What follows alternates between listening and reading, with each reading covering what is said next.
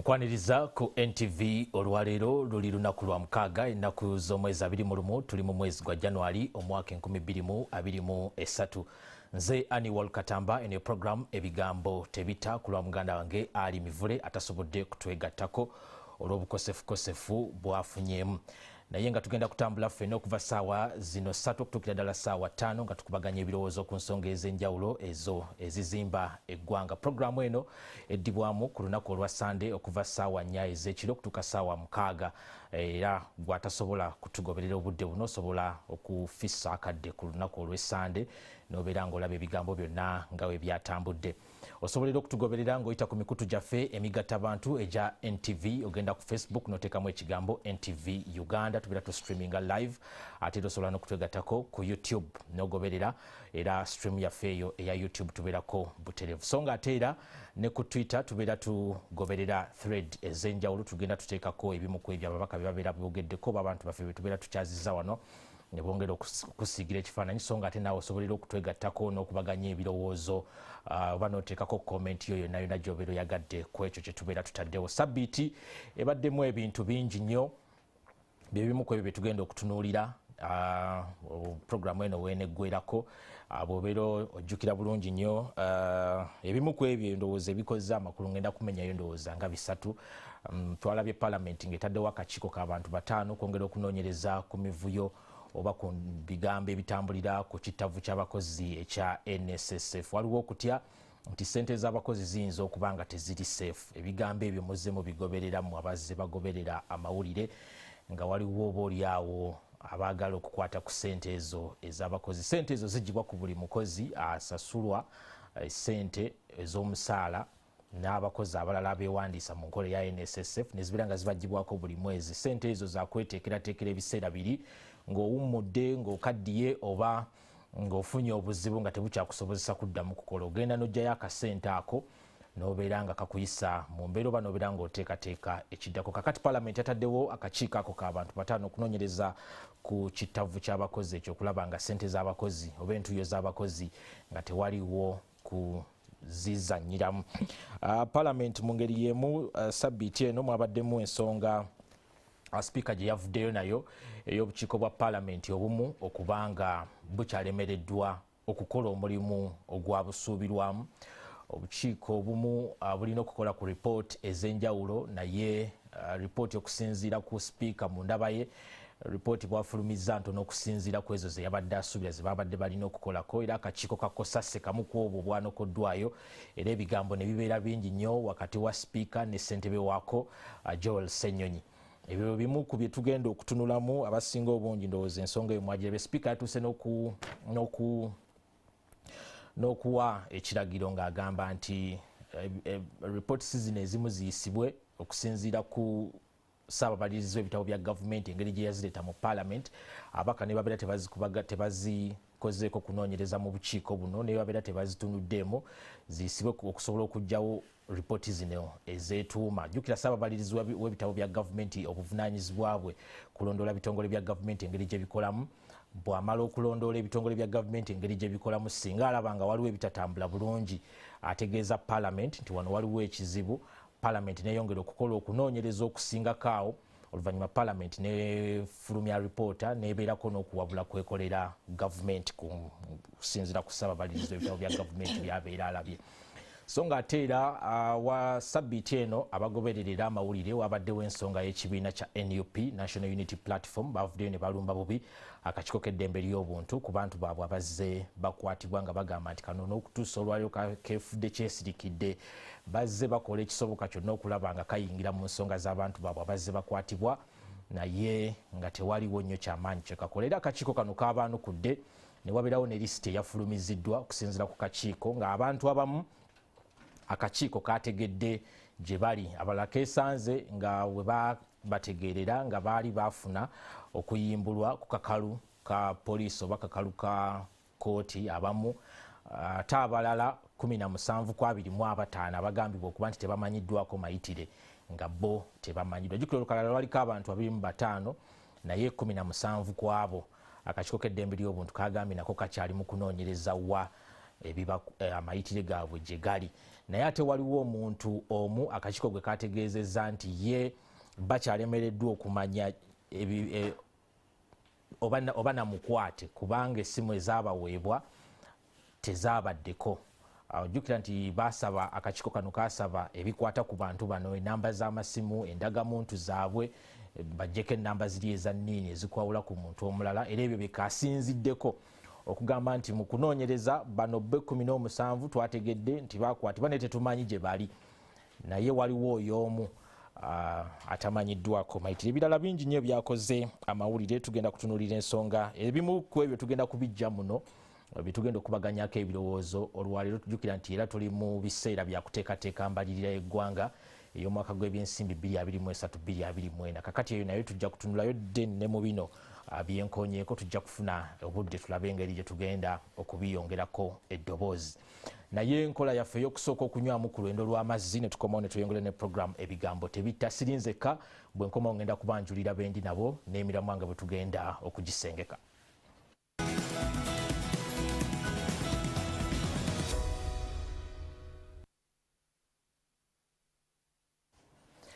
Kale nyongera okukwaniriza ku programu ebigambo tebitta, nze Annual Katamba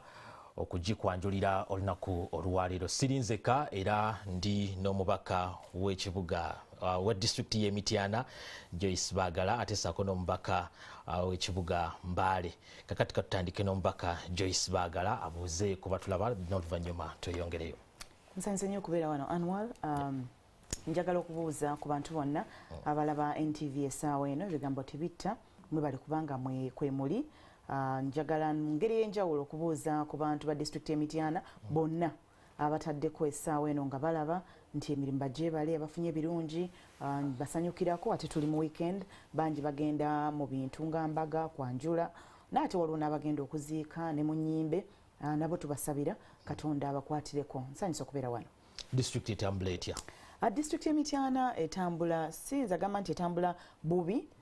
naye ate tutambula bulungi. Eggwanga lye tulimu oliraba, waliwo omwana gwe bakutte, mwana wa myaka 9,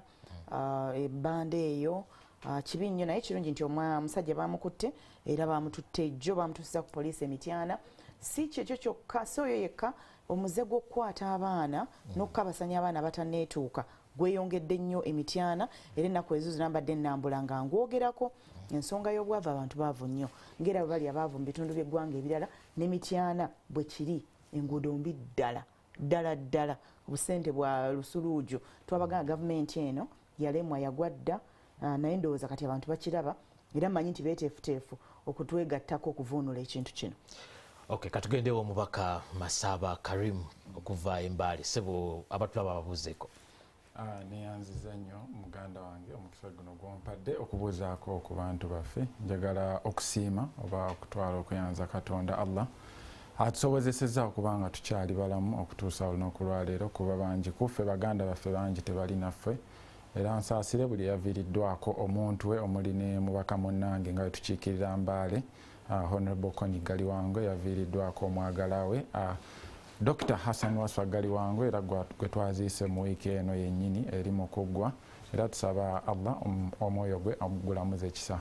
Abantu bonna abali eyo ab'Embale mwenna mbalamusizaako, ne Uganda yonna mwenna mbalamusizaako nti mwasuze mutya.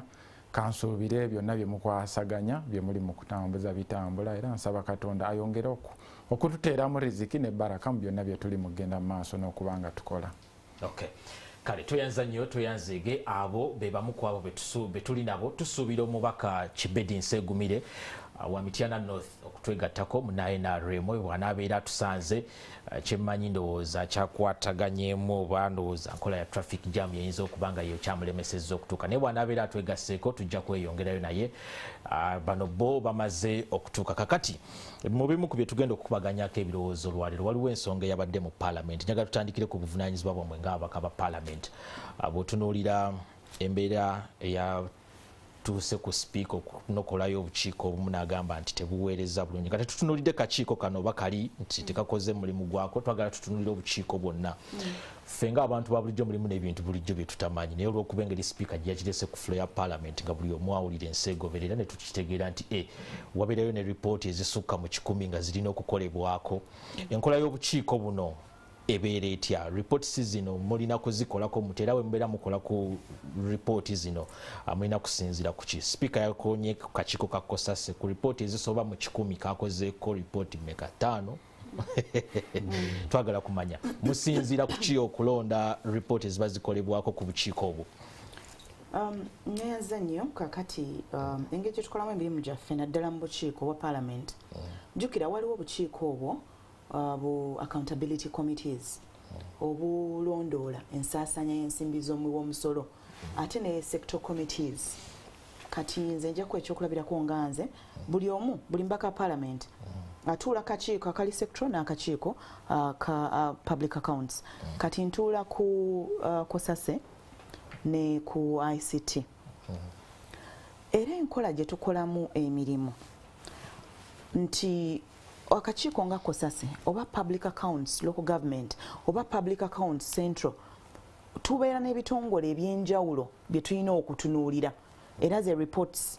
speaker z'abeera ayogerako nti bamba mulina okutunuulira ebitongole ebyenjawulo buli kitongole mukitunula mu ngeri ya njawulo oba mukinoonyerezaako mu ngeri ya njawulo ekyenjawulo ekiri ku kakiiko nga kosase akayogeddwako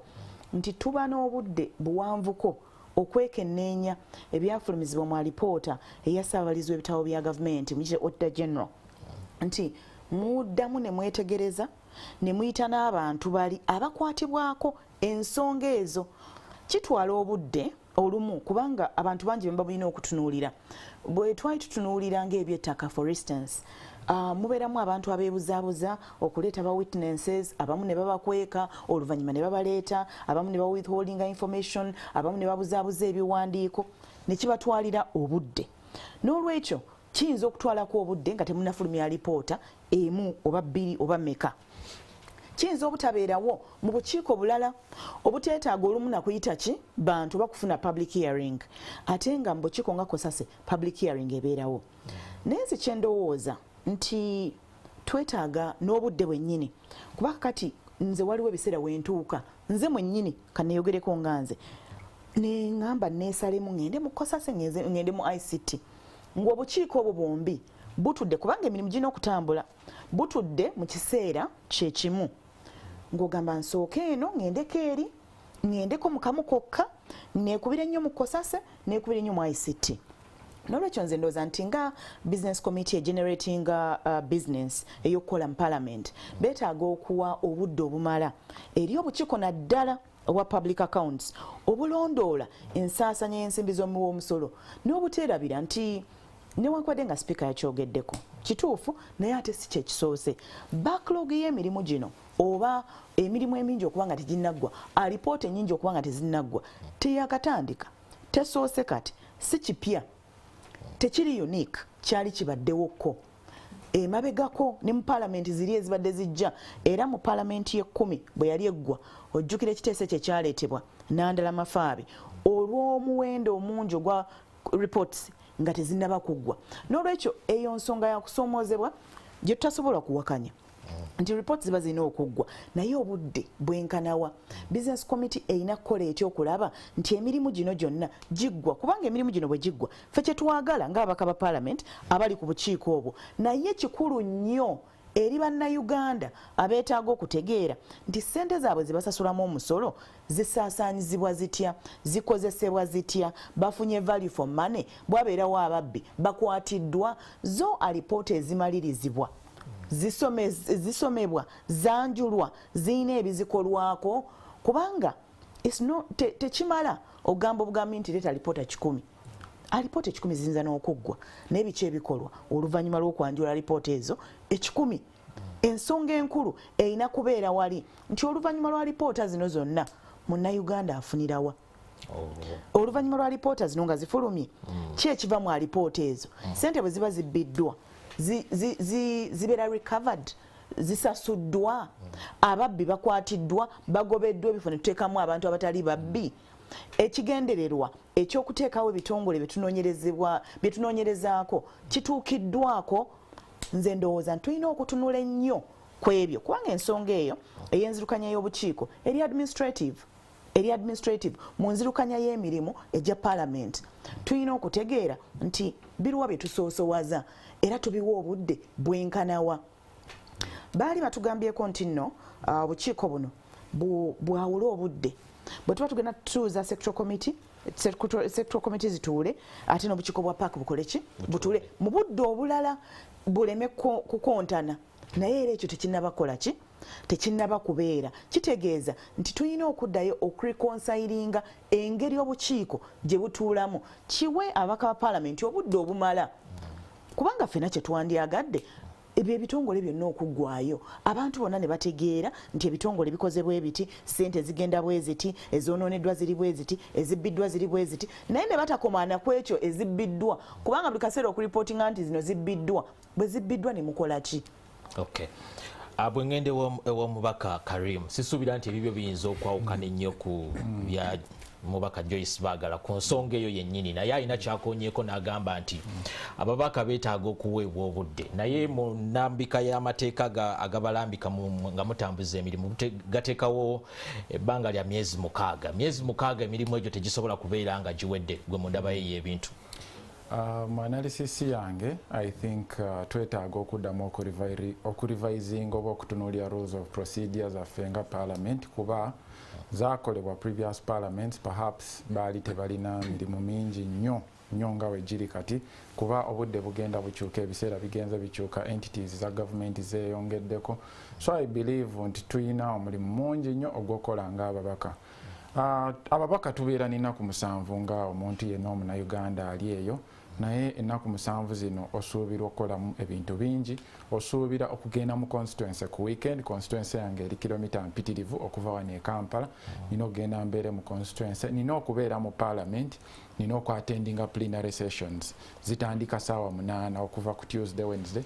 ne Thursday so nina okubeerayo mu plenary ate nina ofuna obudde obukola reports zino oba obumeetinga entities zino so ogenda n'obitunuulira n'olaba nga amazima gali nti obudde buno tebumala bwe tubeera nabo ng'ababaka okubanga tukola report. Kati otunuulira for example Kosase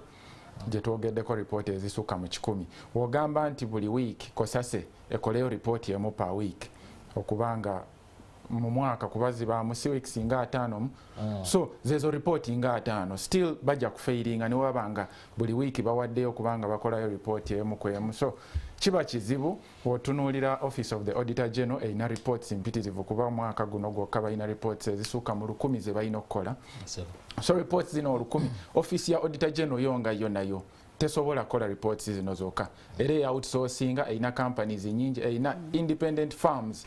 audit firms zekola nazo zebawa reports zino okubayambako okubeatinga deadlines ezo so fenga ekitongole kya parliament I believe naffe tukyalina challenge y'amaanyi twetaaga rules zaffe okuddamu okurivisinga perhaps eno committee ya Kosase neeraba engeri gye bayinza maybe okugitematemamu okubanga abaka batuula mu small groups enamba abantu nga 5 batunuulire report emu kwemu so olaba kati nze nga committee gye ndiko eya finance tuyina naffe emirimu mingi tuyina reports nyingi ezitanafuluma nsuubira mujjukira ne issue ng'eyerubowa tuwezeza omwaka naye report eyo tefulumanga tuyina tax exemptions ebaatuwa naye tetuna meetinga na entities zino tetunafuna budde so otunuulira bino byonna amazima gali nti kiba kizibu okubanga tubiitinga deadlines zino obudde bwe tuba nabwo buba butono wabula ffe nga finance tugezezaako okuprioritizinga era nsuubira kyekigenda mu maaso ne Kosase nti entities zino eza government zonna tezenkana mulimu ze tuyita big fish ne small fish mulimu ezitwala ssente za government ennyingi ennyo ojja kutunuulira ekitongole nga Enterprise Uganda kiri under finance naye tetukiwa nnyo budde kubanga sente ze kitwale za government ntono nnyo ne tutunuulira URA which is taking over 500 billion ne tubanga tugiteekamu nnyo emphasis ne tutunuulira Ministry of Finance eri kutwala about 18 trillion mu financials eri mu kumanaginga so ne tubanga tugezaako okuprioritizinga okutunuulira entities zino so bwebwe obuzibu bwe tulina nga parliament tuli mu kugezaako naye amazima gali nti tetulina busobozi obwo nga parliament okubanga tumonitoringa ate gye tugenda mu maaso it's going to get worse kuba kati government eri mu kushiftinga okuva mu kumanaginga sector based approach nga baddamu program based programs ate kati programs zino oba olina monitoringa vote ku votes ez'enjawulo ezitabadde under mandate yaffe ku kakiiko ako so bigenda kwongera okututabula okututawaanya nga government nga parliament so I believe twetaaga okuddamu okurevisinga speaker atwala parliament yeetaaga okuddamu alabe engeri ki gye bayinza okuadjustingamu amateeka okubanga bagakyusa okuyamba komiti zino okukola emirimu so tutunuulidde komiti ya kosase naye buli komiti eri mu buzibu ffenna tweraliikiridde era wano we tuli enkya tulina okugenda batwetaaga ogenda okukola report naye mbadde nina okuba mu constituency naye nsazeewo mbeerewo nkole report zino so amazima gali nti tulemereddwa naffe oba tulemererwa okubanga tumiitinga deadlines zino ng'abantu kakati ombaka Joyce Bagala kyogamba tugende ku kya speaker ekyokugamba nti reports zino ziyisibwe mu ngeri ekigambo kyazze ya omnibus mu ngeri yakayola nga tutunulireze nga twesigama ku ezo eza ssaababalirizi w'ebitabo bya gavumenti ze yakola awatali kwesigama ku ezo bukiiko ze bunoonyerezaako n'ezimu obaolyawo n'obutazitunuuliramu ddala naye tugende n'okwo okunoonyereza kwa ssaababalirizi w'ebitabo bya gavumenti we tuba tukomaawo kati buli kitongole ekya gavumenti kirina obuvunaanyizibwa ne palamenti erina obuvunaanyizibwa era obukiiko bwa palamenti obwo tebwateekebwawo fwa bulina ensonga lwaki bwateekebwawo nga bwe nkugambye infact nga ne Karim bwannyonnyodde nti ensonga yakutuula kwekenneenya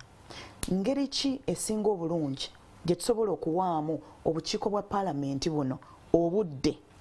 n'okusoosowaza kite prioritizing nti biriwa bye tuba tusookerako biriwa ebisaanidde nkugambye nti abaka ba palamenti be bamu abatuula ku bukiiko bwa accountability be babaka be bamu era abatuulako yes era nenkuwa n'ekyokulabirako ekyange nti nze ntuula kakiiko kakakosase ntuula n'akaki ICT naye bwonna buyinza okuba nga mu wiiki ennamba bugenda kutuula okuva ku Monday paka ku Lwokutaano nga bunaku bugenda tuula bwombi kakati weesanga ng'olumu bano bayinza obutafuna koramu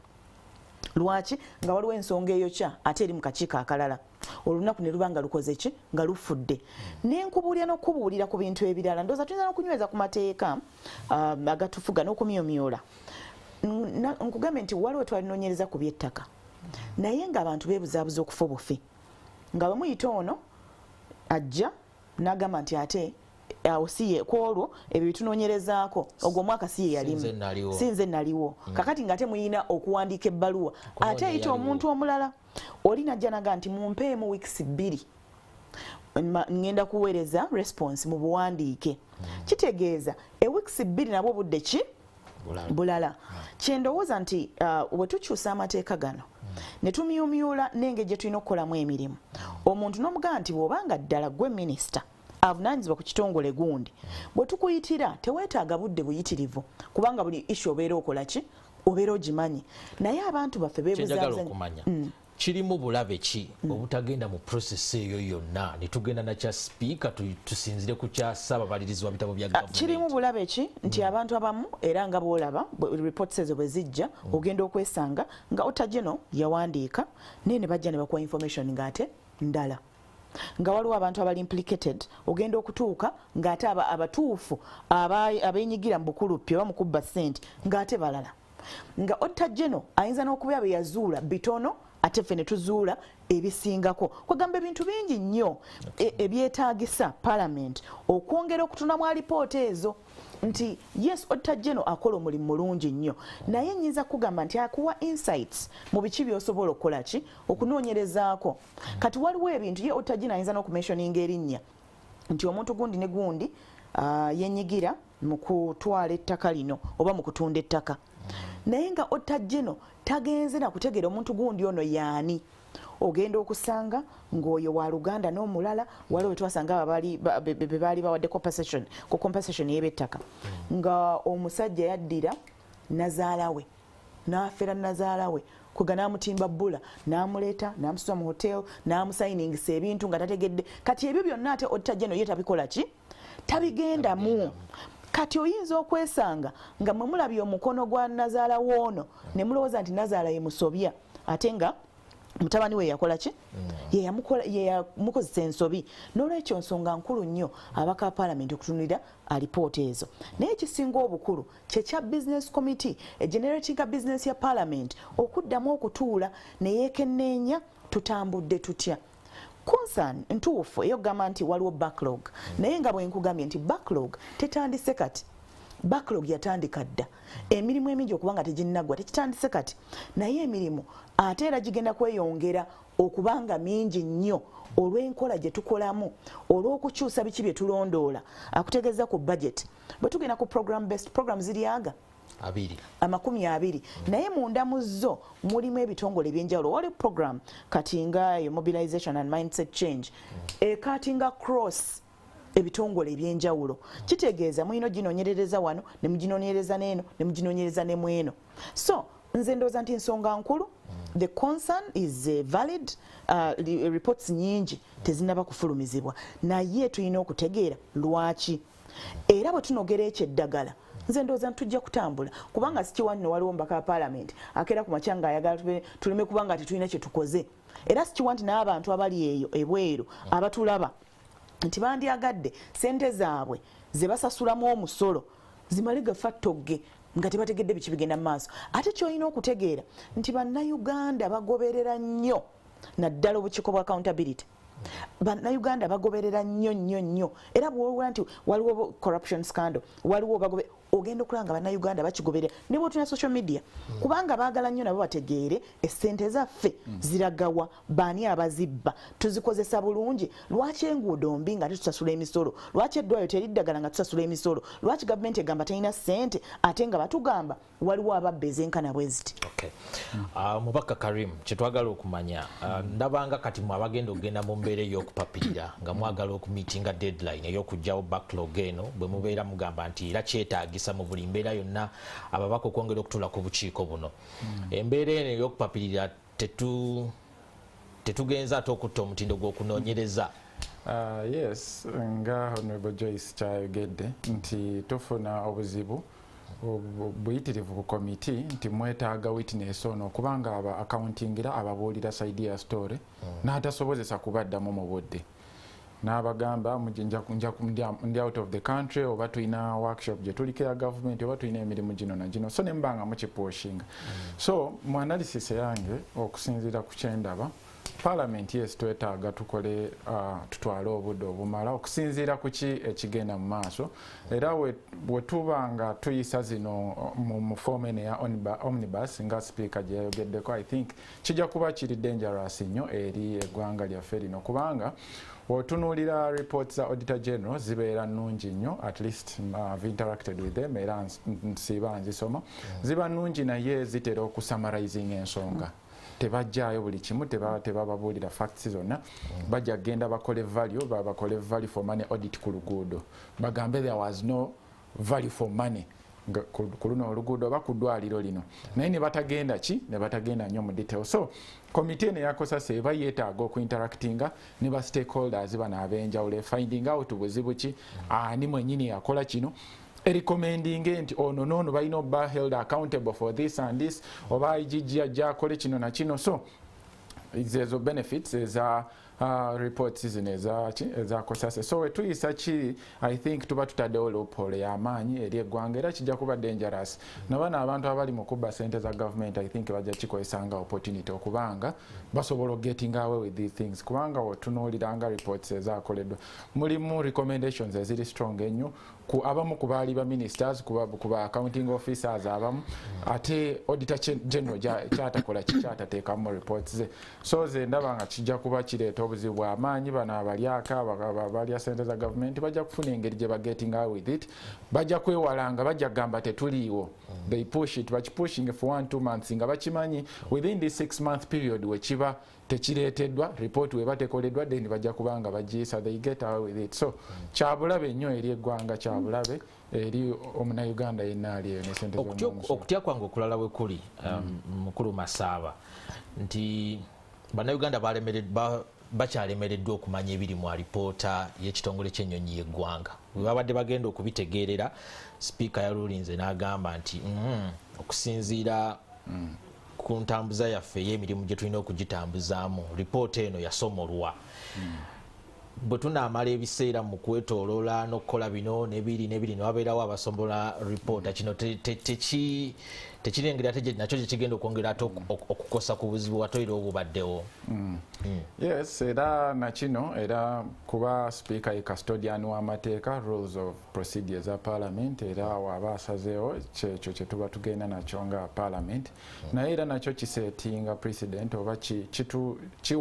kireetawo weakness mu system ze gyensuubira nti kisobola okuddamu ne kibaawo nti witness we babaze okumitinga akakiiko perhaps bayinza okufuna information bo bennyini gye bakola ki gye baliikinga nga bakimanyi bwe banaliikinga information eno then report eno ejja kuba null and void nga tekyasobola kuleetebwa ku floor ya parliament. So nakino kiteekawo I think loophole y'amaanyi kireetera obuzibu nti reports ezimu ziyinza obutalaba ku light of the day because ziyinza okuba leaked by the very people abali investigated. So kino kiri a bit dangerous naye katulabe we kinagenda kuba tetuyinza kuwakanya tuyinza ku debating oba ku challenging ruling eyo. So report otula kukosa so report ya leaking eriridda wafiga tetunagirabako. Kakati ekyo kisinga okubeera ekyokusoomoozebwa. Speaker of Parliament wakola ruling ku floor ebeere ku bindinga ng'omubaka wa Parliament kubanga speaker aba amaze ekintu okukola ki okwepronouncinga naye ndowooza nti kyabulabe kyendowooza ekisooka kisaana okukolebwa nti alipoota bwe ziba zifulumye tuziwe obudde zibeere debated. Kikakkanya n'emitima gy'abantu. Olumu ebintu ebisinga bwe mubiremesa abantu bayinza okugamba bannange oba kyekigenda mu maaso oba wali abantu batandika okuteebereza ebintuntu olumu ebitandibadde nawo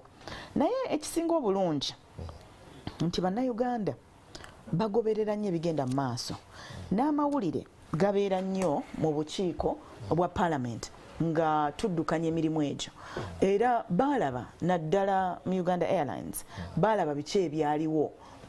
mu interfaces n'abakungu okuva mu kitongole eky'ebyennyonyi Uganda Airlines mukyala bamutulaki buli omu yalaba ekintu kyokka abantu kye bayinza obutalaba ze final recommendations ze tukola oluvannyuma okufulumya alipoota naye ng'ebisinga byonna bannayuganda babeera bakoze eki recommendations zino muzikola ani abaziteeka mu nkola ebitongole byonna kubanga kakati bwe mugamba omuntu nti ono yenyigira mu bukenuzi asaana akwatibwe kitongole kyekikwata kiba kirina okukola ki nti ono asaana avunaanibwe kitongole kyekivunaana awo kiyingirawo recommendations etukola bwe zityo bwe zirina okukola ki Parliament eba eyina either okuadoptinga oba okugaana okuadoptinga alipoota eyo oba okuwa amagezi ne bagaa nti recommendation eno yali nkambwe ennyo oba eno yali nnafu nnyo mulimba okusinziira ku kiyakolebwa kino kyekyali kisaanidde oba omuntu ono agobwe mu kifo ekyo n'olwekyo ndowooza nti mu bwenkanya eri bannayuganda alipoota bweba ekoleddwa akakiiko ka Parliament tukkirize alipoota eyo eteekebwe mu Parliament esomebwe ababaka bagikubaganyeeko ebirowoozo ekirungi nti ffe tukola alipoota ate ffe tetukubaganya ki birowoozo ababaka abalala bakubaganye ebirowoozo balabe na biki bye twateekamu waleme kubaawo okwekengera nti oba biki ebyalimu oba lwaki tereeteddwa but overall speaker waba asazeewo omubaka wa Parliament omubaka Karim waliwo ekirala era ekinkutte omugamba bwe mukola recommendations nga obukiiko banga ababaka ba Parliament okuteekebwa mu nkola awo we wali obuzibu nawo tunoonyeyo ate maanyi malala gateekesa mu nkola recommendations ezo oba zaddembe okuteekebwa mu nkola oba obutateekebwa mu nkola kubanga ezimu ziyinza okuba nga zigasa bannayuganda tomanya munnange. Yes, ffe ng'ababaka bwe tumala okukola report nebeera adopted resolutions ezo clerk wa Parliament as extracting and as forwarding eri executive eri headed by the president. So ffe omulimu gwaffe tuba tugumaliriza ng'ababaka kuba tetuyinza genda mu maaso nakusiba muntu tetuyinza genda mu maaso nakukwata accounting officer kumugyayo mu ofiisi oba kumusesemya ssente z'abayabba oba ki. So ffe nga Parliament omulimu gwaffe tuba tugukoze obuvunaanyizibwa tuba tubukwasiza omukulu atwala eggwanga lino. So kiri up to ye okuteeka mu nkola resolutions zino oba obutaziteeka mu nkola naye challenge tuzze tuwuliddeko egenda mu maaso era Honorable Muwanga Kivumbi agiraising nti olumu resolutions za parliament teziba captured nga wezaali so kati kino kyekimu I think kufe bye twetaaga okuteekamu emphasis nga ababaka nti wetuba tumaze ne batawaayo ezo ezayisibwa parliament oba ne ziba altered bateekamu birala bwe tugamba nti ona omuntu agobwe nga bawali bawandiikawo nti ensonga eddemu yeekennenyezebwe obukulupya kati ekyo kiba kigwa waani wa Clark so kati yeyo challenge tuwulidde nti muyinza okugamba nti omuntu ono agobebwe ku mulimu naye resolution eyo bakaptured nti agira awummuzibwamu so wewaawali obuzibu mu transmission gye tuze tuwulira so I think twetaaga era okufollowing up ng'ababaka ku resolution ki ebeera transmitted ku executive naye fe omulimu gwaffe gukoma wano kuyisa reports zino n'okuziforwardinga eri executive kale tuyanza nnyo tuyanzega omulungi atulaba ku NTV tuli mu program ebigambo tebitta nze ani walukatamba nakutegeezezza nti tusuubira omubaka wa Mityana North okutwegattako Muhammad Kibedi Nsegumire era tubadde tugaayagaayamu waneeno mu bigambo naye n'atuuka mubaka wootuukidde ssebo tubadde tuli mu kukubira in fact tubadde tugiwunzise n'ogiwunzika ensonga y'entambuza y'emirimu gya parliament engeri gy'ekosezaamu obuweereza twabadde tutunuulidde okusinga ddala enkola y'obukiiko mu parliament osobola okutuwa endowooza yo nga bw'obuuza ne kuba tulaba obukiiko buno bulina kukola butya okulaba nga tebwetuumako mirimu mingi sebo neyanza nnyo neyanzege abatulaba naye kanegatte ku bannange ababaka parliament okujja okusiima empeereza ya NTV okulaba nti tuweereza nyaffe Uganda nga twongera okuzimba ku tafaali twongerako etafaali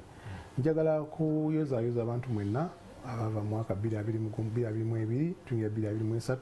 twebaza Omukama okutusobozesa okukola ekyo ate era njagala kwebaza abantu b'Emityana North Constituency okuviira ddala ekikandwa Buleera Kalangaalo okunzikiza okubeera mubaka mu parliament n'okubasaasira ebizibu byonna byemutufunye ebyenjawulo n'okusaba Omukama abeere nga abijjawo ate atuwe bulungi bwereere tujja kubaweereza nga twawudde mu ggwanga mu ddiini wadde ekikula ky'omuntu nkeereyemu katono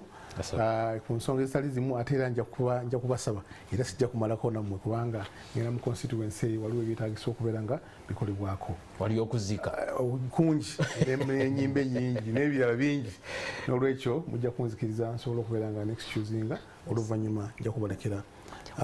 abakubaka bano ensonga sebo gy'obuuza gye nsanze bannange boogerako nti empeereza y'emirimu eziŋŋamye olw'obukiiko obutali bumu nze nno nyinza obutakkiriziganya nakyo olw'ensonga nti buli kakiiko zintula ku physical infrastructure committee akakiiko akavunaanyizibwa ku byentambula era mpozi yawe byentambula byonna ebya wansi mu bbanga ne mu mazzi n'ebizimbe n'enguudo n'okukola tutwala ministry ya works tutwala ministry ya lands ate ndi kakiiko ka public accounts committee central government akongera okulaba ensaasanya ya government mu bitongole ebyenjawulo njagala mpozi abantu mulango guli ku kisaawe Entebbe nti Civil Aviation Authority tubasaba mutwalo obuvunaanyizibwa bunene mwongere okuinvestigatinga okunoonyereza emiranga giva luddawa abantu baffe okuba nti babacekinga nga bafuluma eggwanga oba nga bayingira eggwanga si kibi kiri over the world mu nsi yonna kiri bwe kityo oteekeddwa okulaga lwaki ogenda lwaki oyingira naye mu butuufu objectively so sikugamba nti okwagala kulemesa creating okakubo kakufuna ki sente nguzi kuextortinga ki sente mu bano olwekyo ekintu ekyo kikulu nnyo abantu bakabya emiranga mingi abavunaanyizibwa Civil Aviation Authority Executive Director please tuna mu nsonga eyo ne Ministry of Works okusobola okulaba nga tutaasa bannayuganda baffe ekyo nga nkivuddeko obukiiko bukola emirimu gyabyo gikola emirimu gyabyo okusinziira ku bwetaavu mu ministries ne entities ezaki ez'enjawulo bwe bumala okudiscussinga salary ne bwetegereza ne buyita obuvunaanyizibwa ku nsonga ezo bukola report era emirimu gy'akakiiko giri entirely girina kubanga givunaanyizibwako ba parliament abali ku bukiiko obwo naye n'omulala alina asobola okujja mu ba parliament ekirinjawulo ekiriwo nti ateesa netalonda bwe tumaliriza okufuna report eyo baka ne bagisayininga nti ddala kyekino kyetukkirizganyizaako kigenda eri flow eri clerk forwarding clerk wa committee so si clerk wa parliament kubanga buli committee ina clerk waki waayo ne technical people abalala abaliwo ku advisinga kakwatagana amateeka kakwatagana ku mateeka abeerawo kakwatagana research officers kwebali nabo abakufunanizibwa ku nsonga ezifaanako bwe zityo bwe kamaliza to reporting to parliament chairperson waffe napresentinga eri house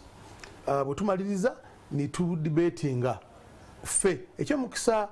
omulungi oba omubi ate bukiza okay ffe tuba twamala okuteesa mu kakiiko kaffe era nga report gye tupresentinze so member wakakiiko ako takkirizibwa kuteesa ku nsonga eba represented muki ku house mu house mwonna kubanga already waba wakola ki woba wafumbye emmere so goyina gikola tojja kubuuza nti ate emmere nga ewunyi yakanda ekinzaali ate nga gwokikoze eki nga wakifumbye n'olwekyo baka abasigadde ne bakubaganya ensonga bulungi nnyo ku nsonga ebeekoze eki ebeeriwo ne bagamba ye oba nedda oba twetaaga okukyusakyusa okusinziira mu kubyogera biringa ebyangu naye bikalubirawa reports ne zeetuuma nga teziggwa no kakati njagala nkubuulire ekituufu kiri nti waliwo ababaka abagenda mu parliament nga bagenze mu parliament era nga balina ensonga lwaki bagenze mu parliament waliwo ababaka abagenda mu parliament ngaekyabagwako bubi. There are people who attend these committees waliwo abatagendamu kati kyekiringa budget tuli mu BFP tuli mu budget framework paper naye ojja kusanga after nga tuyisiza budget osanga ombaka nga alinya ku meeza ng'enyumba ali ku radio ali ku TV ayogera bingi tiwali luddawa nga tuli mu kuteekateekera eggwanga because that is the time weetaagibwa abakati babeerayo mu bukiiko abamu kati bwadde eri ebbali ng'atandika kwogera ebirala kubanga ayagala red TV emukoleki emulabe ne radio emukoleki emuwulire naye nga ina actual sense omulimu ogwamutwala okukola tagukoze eki tagukoze kubanga emirimu egisinga muganda wange n'abatulaba giri mu bukiiko emirimu egisinga gyonna day to day activities ziri mu bukiiko wano ku parliament ku floor osobola okwogerako eddakiika emu seconds 5 you cannot really tosobola kugusa nsonga naye bwebeera mu committee eri yonna yonna gye tufumbira ne tujja ne tukola ki ne tuleeta bannayuganda ne bakola ki ne batulaba unfortunately nti mmwe bannamawulire olumu mutukavalinga mu bukiiko bwaffe olumu temutukola ki temutukavalinga naye ne muleeta nawe mu house awali ate akaseera akaki akatono you can find that these days tubadde tuva mu bukiiko mu committee zaffe sawa nnya zakiro otegedde muli mu kwetegereza sector by sector sector by sector road transport kati kigendera okwongera okututiisa mu bukiiko kusomola bintu bajja kutwekwasa twasomodde kati kankuwa ekyokulabirako nsanze mwogera ku Uganda Airlines so kiri nti tulina businesses ng'eggwanga eziri sensitive abantu badde bakaba all along Uganda esobola otya okubulwa nga terina national carrier fena fena abali wano tutambula n'otuuka mu nsi nejolaba nga ntono ng'erina ennyonyi ziri mutwalo ziri 2,000 ziri 1,000 ziri 5 ziri 3 ffe twabaki okyagedde but in that business of airline it is competitive eri all over the world nti East Africa regional competition y'amaanyi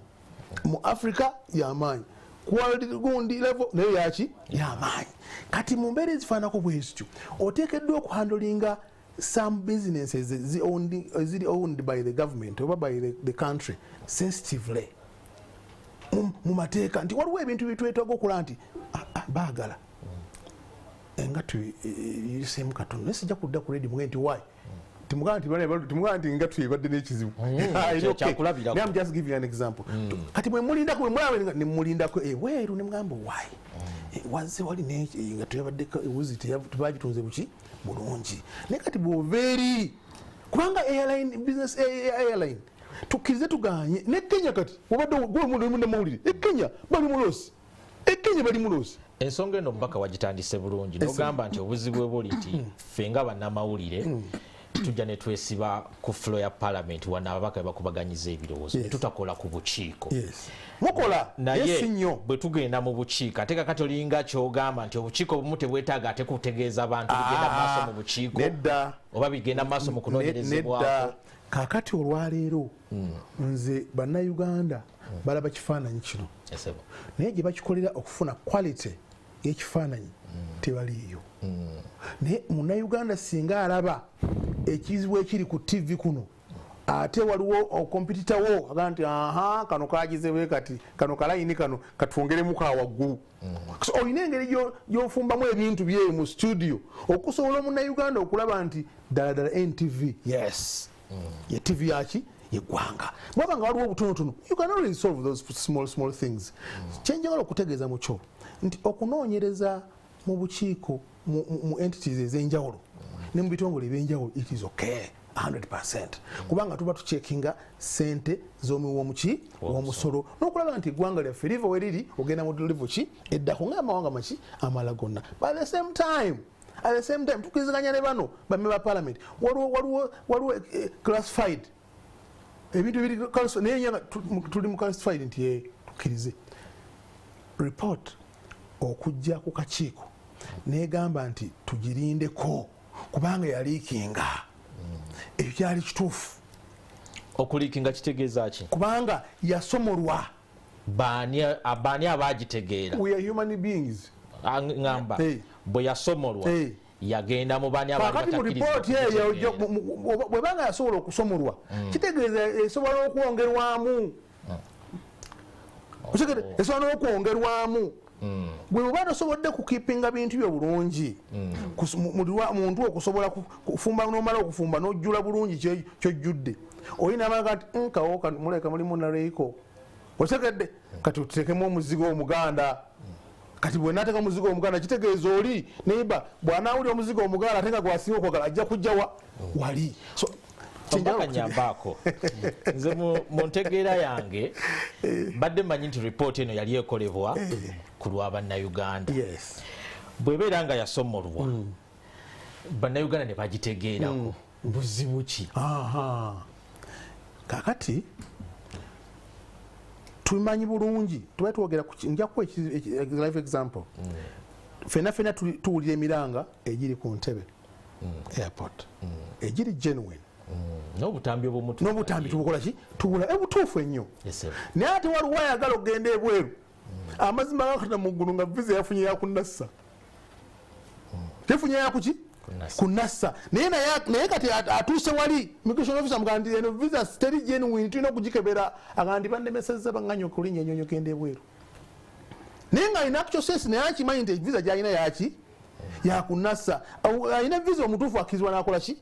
agenda nolwokuba it is the outcry kati ge maziga agabuliwo naye excuse naye yeteeramu abaliwa mu batuufu bebatulugunya mukyenjagala okutegeeza kyekiriwa nti ripooti zikolebwa bulungi eri bannayuganda kuba bannayuganda tebagenda kutula mu komiti bakola report tebagenda kutula mu basi bagende ku entebe banoonyereze ebintu operation za Uganda Airlines balinda bulinzi kati bubanga reporting ekyali ku preliminary stages ekyali wansi nebibanga ebiri wansi bivuddeyo tebinaba kubeera ready for consumption nobeera nga ready byamaze dde okufuluma kitegeeza nti ekyo kibalina ekizibu erina kusooka neyimirira that is the fact okusobola okuddamu okwetegereza n'abantu bennyininyini abakola omulimu ogwo okuba omukisa okukola omulimu obuki obulungi. Joyce Bagala ku nsonga eno ndaba kati ate bannayuganda mwabakosase mwalemererwa okukuuma ebyama ne muleetera bannayuganda obutamanya biri mu alipoota kubanga ne alipoota tujogera naye sisuubira nti waliwo bannayuganda bamanyi n'ebigirimu kakati ekisooka kya byonna kyenjagala bannayuganda bategeere nti alipoota zino simanyi waliwo ebintu ebitukayanya ennyo naye nga bitukayanyiza bwereere bwe tuba tukola emirimu gya parliament tugikola mu lwatu bwe tubeera mu bukiiko bwa parliament ab'amawulire bakkirizibwa okujjayo era waliwo nnyo publicity y'amaanyi mu interface ne mukyala bamutulaki si weewaawo so buli kimu ekyagenda mu maaso stories twazikola nga abantu bazikola era bannayuganda ne bakola ki ne baziraba nakugambye Anwar nti ebintu byokka abantu bye babeera tebategedde kwe kusalawo kw'akakiiko kwebyo bye babeera balabye kubanga ebirala bonna babeera bakoze eki babirabye buli gwe muleeta mu parliament okujjako oli ng'asabye nti ayagala kumulabira mu kamera okuwa information gy'alowooza nti ayagala giwa mu lujjudde naye ebirala byonna biri public ebintu abantu bye batategeera nti kakati ono baamuyita ne bazuula bwe bati komiti esazeewo ki bye byokka ebisigadde byonna mwabiraba ne mubiripootinga bwe tumaliriza alipoota ng'akakiiko ka parliament tuliko ba technical people era aboogeddeko nga clerk wa komiti ababeerako owa ebyamateeka ku komiti ababeerako ate nga nabo ba staff baki ba parliament akakiiko bwe kamaliza alipoota tugiwaayo ewaani ewa speaker era alipoota weba yakwanjulwa ku floor ebeera uploaded ku ipad ya buli ki kati the leakage nzaawo gyemba sikola ki gyemba sitegeera twawule ebintu bino kubanga wano wali waleese issues bbiri oleese first of all backlog ey'emirimu gye tukola nti alipoota nyingi tezikola ki tezinaba kufuluma emirimu tugikola tutya mpola mpola kyekyetaaga okukolebwa n'oleeta ne leakage nkubuulidde ensonga ya leakage first of all nti ebintu ebisinga byonna ebikolebwa mu bukiiko bimanyiddwa ab'amawulire mujja mu bukiiko bwa parliament nange nali wa mawulire ate nga nkavaringa parliament kakati nga nkimanyi nti bingi nnyo nnyo nnyo content yenna asinga ab'amawulire babeera bamuyina content abatamanyiddwa nti gundi bagambye agibwe ku mulimu agobwe yasangibwa nga mukyamu oba si mukyamu basically kyekisinga obunene byebiba bibulayo kubanga bino byonna mubeera mubirabi baani be baayita babayitira ki nsonga ki kakati nkugambye bwe tumaliriza abaka ba parliament bokka si be babeera ne information eyo ne bali benkugambye ba technical officers babeera nayo ate we tumaliriza alipoota nga tugiwaawa ewa speaker era alipoota bwebe neteekebwa ku order paper erina okubeera uploaded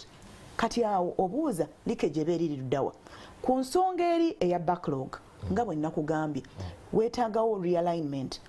realignment evaawa mu business committee etegeere nti bwe tuba nga twetaaga alipoota zino okufuluma tuwa obudde obumala eri obukiiko bwonna obwa accountability naddala nze ndikosasa eyali ku park central naye bwonna bwaki bwa accountability era nabwo bwina nako kayina alipoota nnyingi nnyo tukoze tutya alipoota ezo zonna okufuluma ekirala maybe bwebudde essaawa zino okuleeta proposal tukyuse mu mateeka nti ono kyabadde ayogerako rules nti mu kifo kyabaka okugenda ku bukiiko buli omu bubiri lwaki buli omu tagenda kakiiko katya kamu ne mwemalira kwako ne mmaliriza emirimu gyako buli omu nabeera kakiiko katya kamu maybe kiyinza otuyambako okwanguya emirimu egyo naye kyakyoterabira bwe bukenuzi kakati mpulira muganda wange Honorable Kibedi ng'ayogera waliwo ebintu byolina okubikkirira nakyo bukenuzi okubikkirira information erina okubeera public kubanga oli bw'abanga yajja mu kakiiko mwabinoonyeza nga muli mu kakiiko bannayuganda tebaagala kukomawo naye kirungi bwe tumala okuyisa alipoota ezo omnibus kitegeeza byonna ne alipoota ya Uganda Airlines naye ebukola ki ebeeramu ezo ezayisiddwa omnibus kakati Kibedi kyatayagala kwe kwanamya ebyama bya bizinesi ya gavumenti kakati bizinesi ya gavumenti erina okuba nti n'abakikulira tebasaanidde anti wuliriza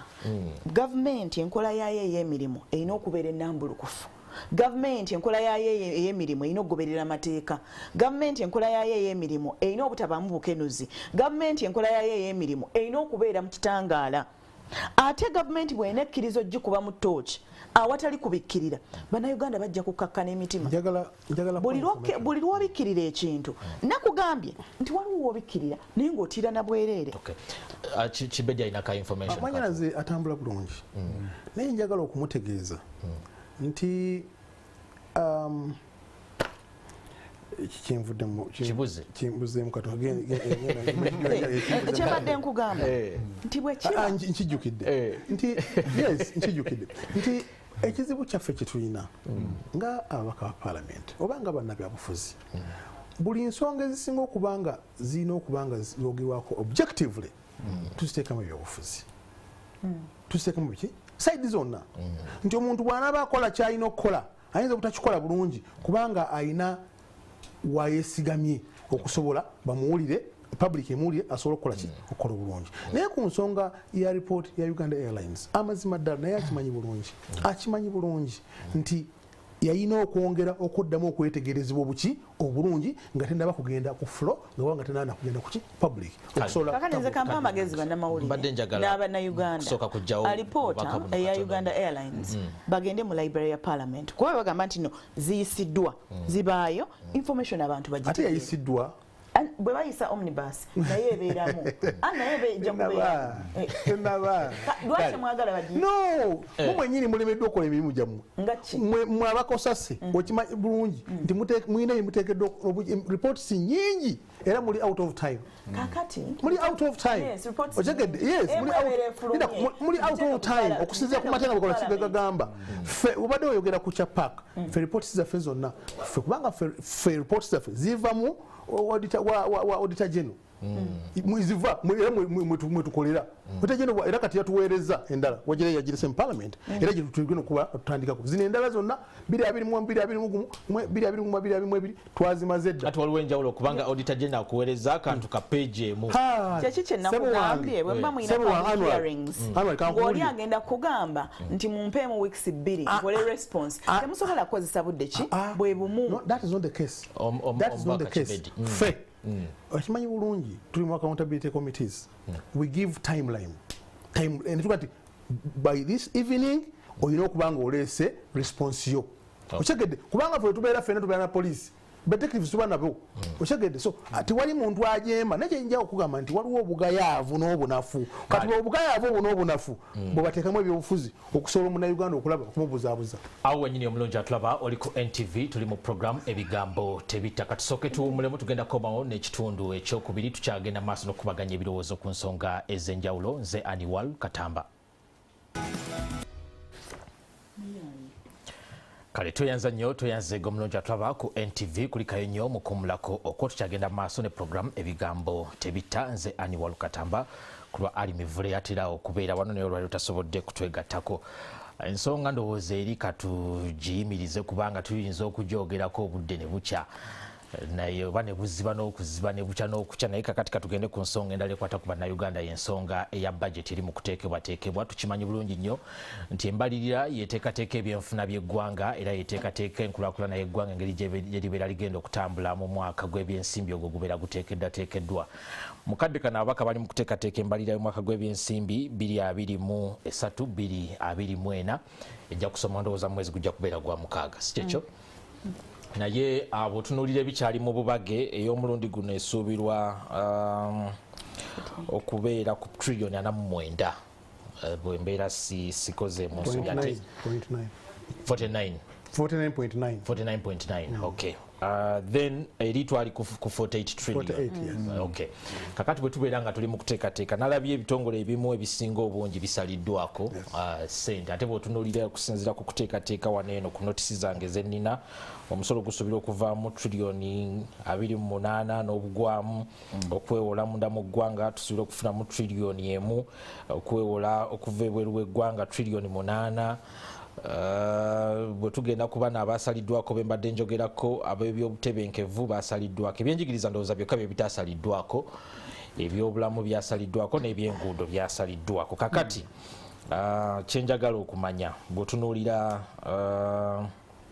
embalirira eno wiiki eno twalabye mubalirizi w'ebitabo bya gavumenti ng'afulumiza lipoota naye ng'alaga nti ebbanja lya Uganda we liri kati litutuuse mu bulago katugambe bwe tutyo bw'otunuulira sente ezigenda ezateereddwa mu mbalirira sente ezisinga obungi zigenda kuba zisavisinga loans interest loans n'okusasula ku bbanja eryo realistically muba mu mbeera ey'obwannamaddala kino kikwatagana ebyenfuna byaffe bigenda kuba biragawa omwaka 2023-2024 kubanga bw'otunuulira mu Auditor General's report mu mwaka gw'ebyensimbi gumu okuva mu June Uganda yewola triliyoni 11 olabanga ekyo kintu kinene nnyo mu mwaka just ogumu bw'otunuulira ennyingiza ya Uganda fine ku mulundi guno okusinziira ku bibalo biraga nti omusolo gulinnyeeko ebintu bye tugenda okugyamu omusolo birinnye okuva ku trillioni 25 ku trillioni 28 akati twagala kumanya bwe tubeera nga tulina ebbanja bwe lityo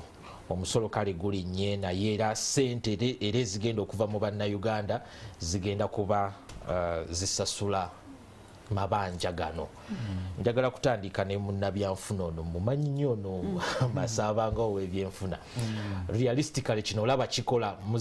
President Museveni atera okukozesa ekigambo ekibalo bw'obeera ng'olina ebbanja ddene ng'ennyingizaayo ntono ekibalo kiba kivaayo. Yes, wetunuulira budget y'omwaka guno actually yenyamiza era tuli banakuwavu tulina okwongera okubeera abanakuwavu era ekimu ku bintu byetwalowoozaako mu komiti bye nabuuza minisita nti bo nga aba finance bali in charge okola budget eno oba baawambibwa tuyinza okubeera awo nga bamafiya be bakola budget y'eggwanga nga tulowooza finance ministry eri mu kutupulaningira naye nga waliwo abantu abatuula awo ne badda mu zaala n'abanga zaala kugezesa kino na kino kuba for example ministry gye ndiko nga shadow minister ya tourism ogamba nti oli mukendeza budget okuva ku buwumbi about 195 nti ogenda kubawa 89 weturaisinga query eyo ne batugamba bakikola mu nsobi ate nga tukimanyi finance si ye sector erina okukola ensobi because they are dealing with huge sums of money so kino kyatutiisa era nekiteekamu ekikangaba kyamaanyi netutamanya ki ekigenda mu maaso mu ggwanga naye weetegereza budget ey'omwaka guno out of the 49 trillion tulina 22 trillion ezigenda okuraninga eggwanga kubanga ezisigadde zonna ziri mugenda mu kuservicinga loans zino ne projects enkadde zetwakola so it's only 22 which is going to service delivery ate otunulira omwaka guno gwe tuli mu financial yeeno tukozeseza eggwanga about 25 trillion meaning waliwo reduction of over 2 trillion mu service delivery egenda okubeerawo mu next financial so kino kiraga nti budget yeeyongedde naye nga sente ezigenda okukola services ku muntu omunayuganda zeeyongedde okendeera ate nga kino kyabulabe already eno financial year government eri mu kustrugglinga buli omu akimanyi musobola olaba enguudo mu bitundu byammwe sente za road fund tezijja nga we zaayizirina okujja amalwaliro mangi saa zino wakyaliwo deficit mu malagalalagala ebintu ebyetaagisa mu malwaliro so kitegeeza nti in the next financial year it's going to get worse so kyekyo kiyinza otulaga ate nga sente eziri mugenda mu kusasula loans zino zetwafunanga eggwanga nyingi nnyo ate nga actually it's about only 2 trillion ezigenda okendeeza ku loan naye ezisigadde ziri kusasula interest we are having about 8 trillion okusasula interest ku mabanja gano tulina debt refinancing nti tugenda kwewola okusasula ebbanja so kati bino ebintu bye tulaba ne tuddawo ne twewuunya ne tugamba ng'eggwanga tugenda wa future ye Uganda eriwa otunuulira URA eba projecting nti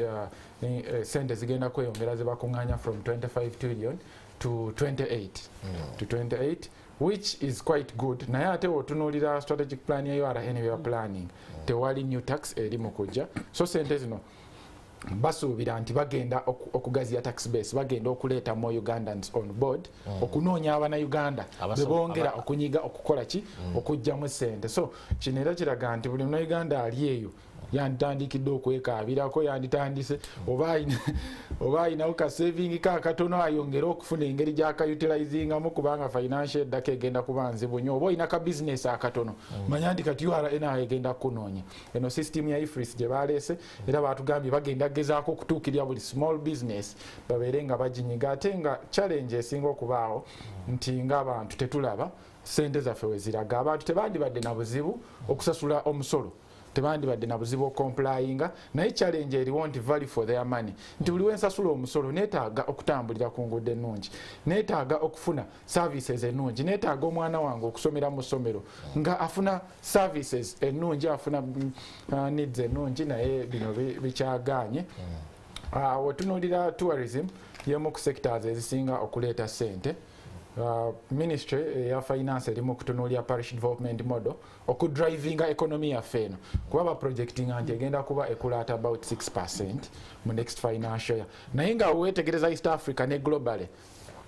waliwo prediction nti trend ya development ya growth mu mwaka guno egenda kula. So magic ki Uganda gwelina nti economy yayo egenda kula ku 6% wenabuuza ku bakulu ne batugamba basuubira parish development model. Naye musuubira mwalabye ne report ya auditor general eraga ebigenda mu maaso mu parish development model. Waliwo abaafuna sente zino nga bazikolamu mbaga. Kati sente zino ziba zikulaakulanya zite eggwanga. So bino byakusekererwa. Sector ezandibadde zi driving economy yaffe eno nga manufacturing production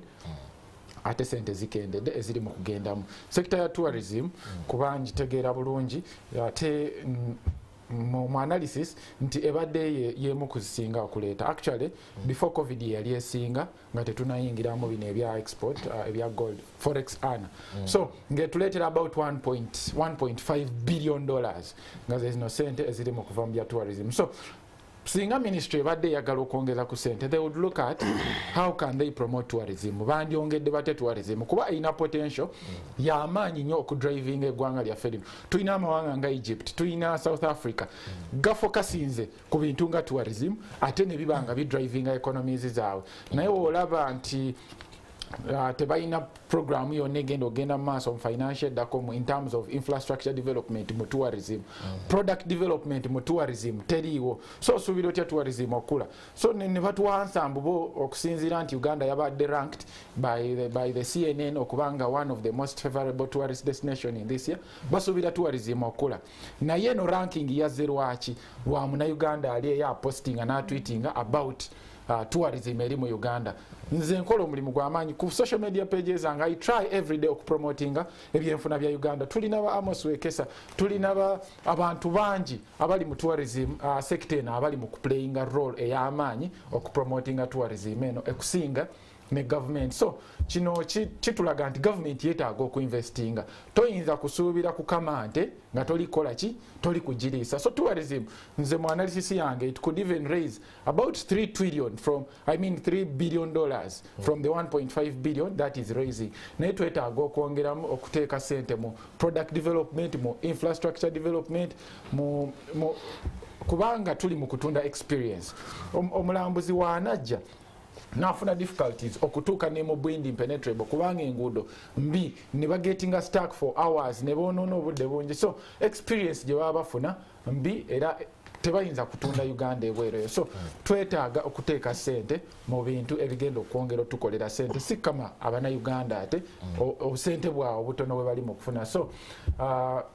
tourism era ngenda gezaako kubanga mpushinga tulabe how we can develop it kubanga nze mu analysis yange it is one of the key areas that we can focus on okubanga zi driving economy yaffe eno mu maaso. Tulina product development nti abalambuzi we bajja Uganda kiki bagenda okulaba. Bagenda kulaba mazike gokka. Over 50% income gye tufuna mu tourism, 51% eva mugolira permits tibye bijja byokka. Naye tulina culture eri strong wano Uganda. Tulina ebintu bingi nti omuntu asobola okgenda saawa zino okulambula Eastern Uganda tugambe watuuka the farthest that is side ze Kapchora okulaba CP Falls ajja kumalayo olunaku lumu ng'atambudde ku CP Falls. Tulina trails ezeetaaga okudevelopinga. Kulina ina abakulu aba Ministry of Tourism bino ebya okulambula Uganda ne twambuka ku Wanaale trail. This is something gye tusobola okupromotinga ne tudevelopinga abalambuzi ne bongera okubeera nga bajja mu kitundu. Naye omuntu onaamwambusa otya ku lusozi nga luli riske ewange kyamusse mukonga. Yes, emisozi ziri eyo ziri bwezi ziri very risky. Nawe Munnayuganda oli mu kutya okukola kyokwambuka kuba osuubira ojja kugwesa. So bye bino ebintu bye twali tusuubira nti gavumenti byeyinza otunuulira neeraba engeri gyeyinza obidevelopingamu okupromotinga tourism. Comparinga n'amawanga agatuliraanye Kenya, Tanzania, Rwanda batulesedde batuleka nti quality of tourists babali mu attracting abanjawulo ku quality of tourists abali mu kujja Uganda. Omanyi ojja kusanga nti bafuna sente nyingi nti mu tourism amawanga nga Kenya nti omulambuzi wajje Kenya ajja kumalayo ennaku nyingi. Omulambuzi wajje Uganda ajja kuspendinga dollar kuba wano baspendinga on average dollar 10 n'emu on a daily basis. Naye ng'oli wana agende Kenya ajja kuspendinga dollars ezisuka mu 600 olunaku lwaki. So tuli mu kutagetinga sectors eziteetaagisa nnyo. Tuli mu kutagetinga sectors ng'ebya defense ebyo. Tuli mu kuzimba nguudo e Congo. okufacilitating ambu trade e Congo, but what are we doing to facilitate tourism e Uganda? Lwaki kilomita ezo over 10 ze tuli mu kuteeka e Congo lwaki tetuzitaddewa wano ne twongera okudevelopinga tourism roads zino okupromotinga tourism mu Uganda yaffe eno. So ng'eggwanga twetaaga abakulu bano baddemu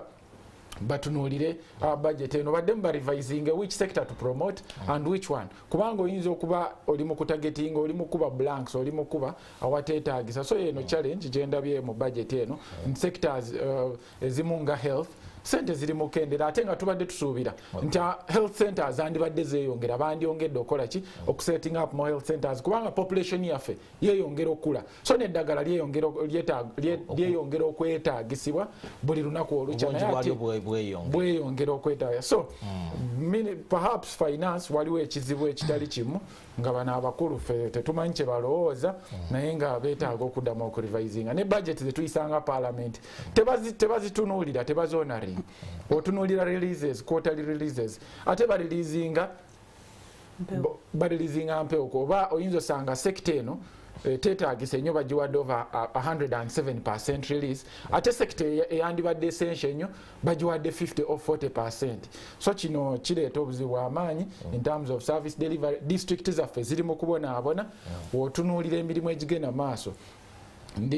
otunuulira district roads committees sawa zino balina challenge y'amaanyi nti Embaale sawa zino Mbaale city tetulina heavy duty machine yonna esobola natuyambako ku nguudo ate nga it's a hard to reach area, some of the areas are hard to reach nga bagamba machine ya breaking down naye tebalina na sente zisobola kanika machine eno. Okay. Tebalina sente zisobola kufuelinga machine nomaliza nga osanze fe ababaka fe abali college emirimu nti savings zaffe entono tuzizaayo ate mukola emirimu gavumenti gye yandibadde ng'ekola. Kyovola ababaka tufuna challenge y'amaanyi gemazima nti twagala okukola emirimu naye gavumenti to some extent eremereddwa okukola ebintu ebimu kati naffe nosanga omubaka ng'agenze neyeewola n'essente okubanga akola enguudo mu constituency nga agezaako okutuukiriza byasuubiza abantu be. Okay. Kangende wa Kibedi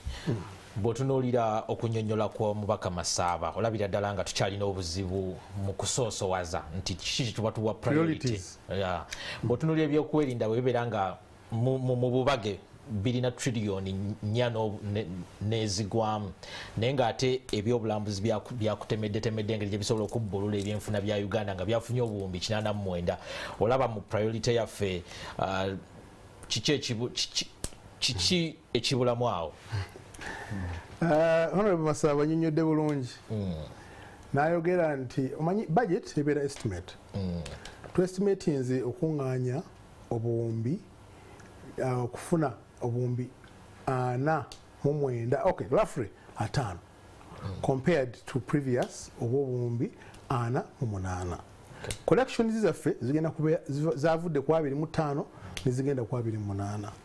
nga sente zisigadde endala zigenda kubeera loko ezeewolebwa ate endala zigenda kuba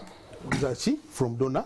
funds okusobola okurealizinga budget yaffe newankubadde nga era sente tusobola zikola zikuŋŋaanya. Bwe tumala okufuna sente tugenda mu actualization tufuna kati zino sente zetukuŋŋaanyiza estimate yaffe badde 50 billion naye tufunye zino tugenda mu priorities among priorities.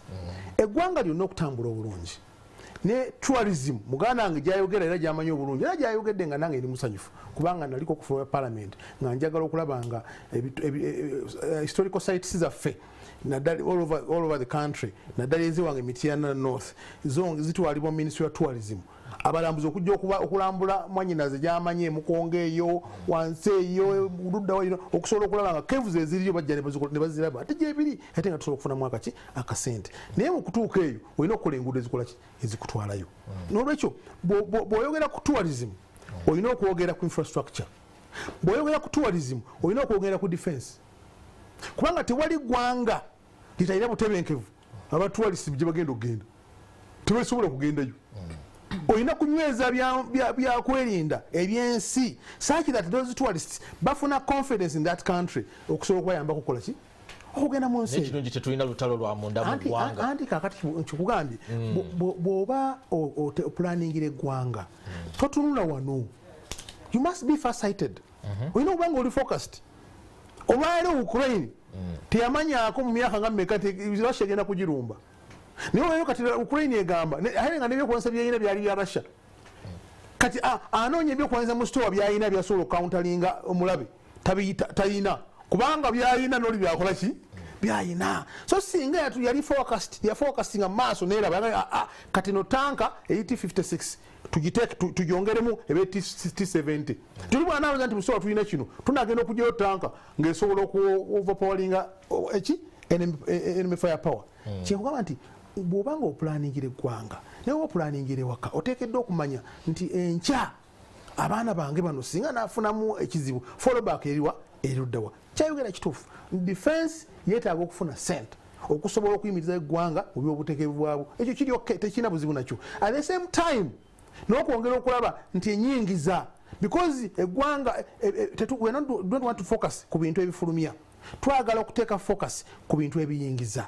nti singa ntwala oluguudo bannanga abali Kalamojja bawalidde abajja kunsonyiwa singa ntwala oluguudo kilomita 10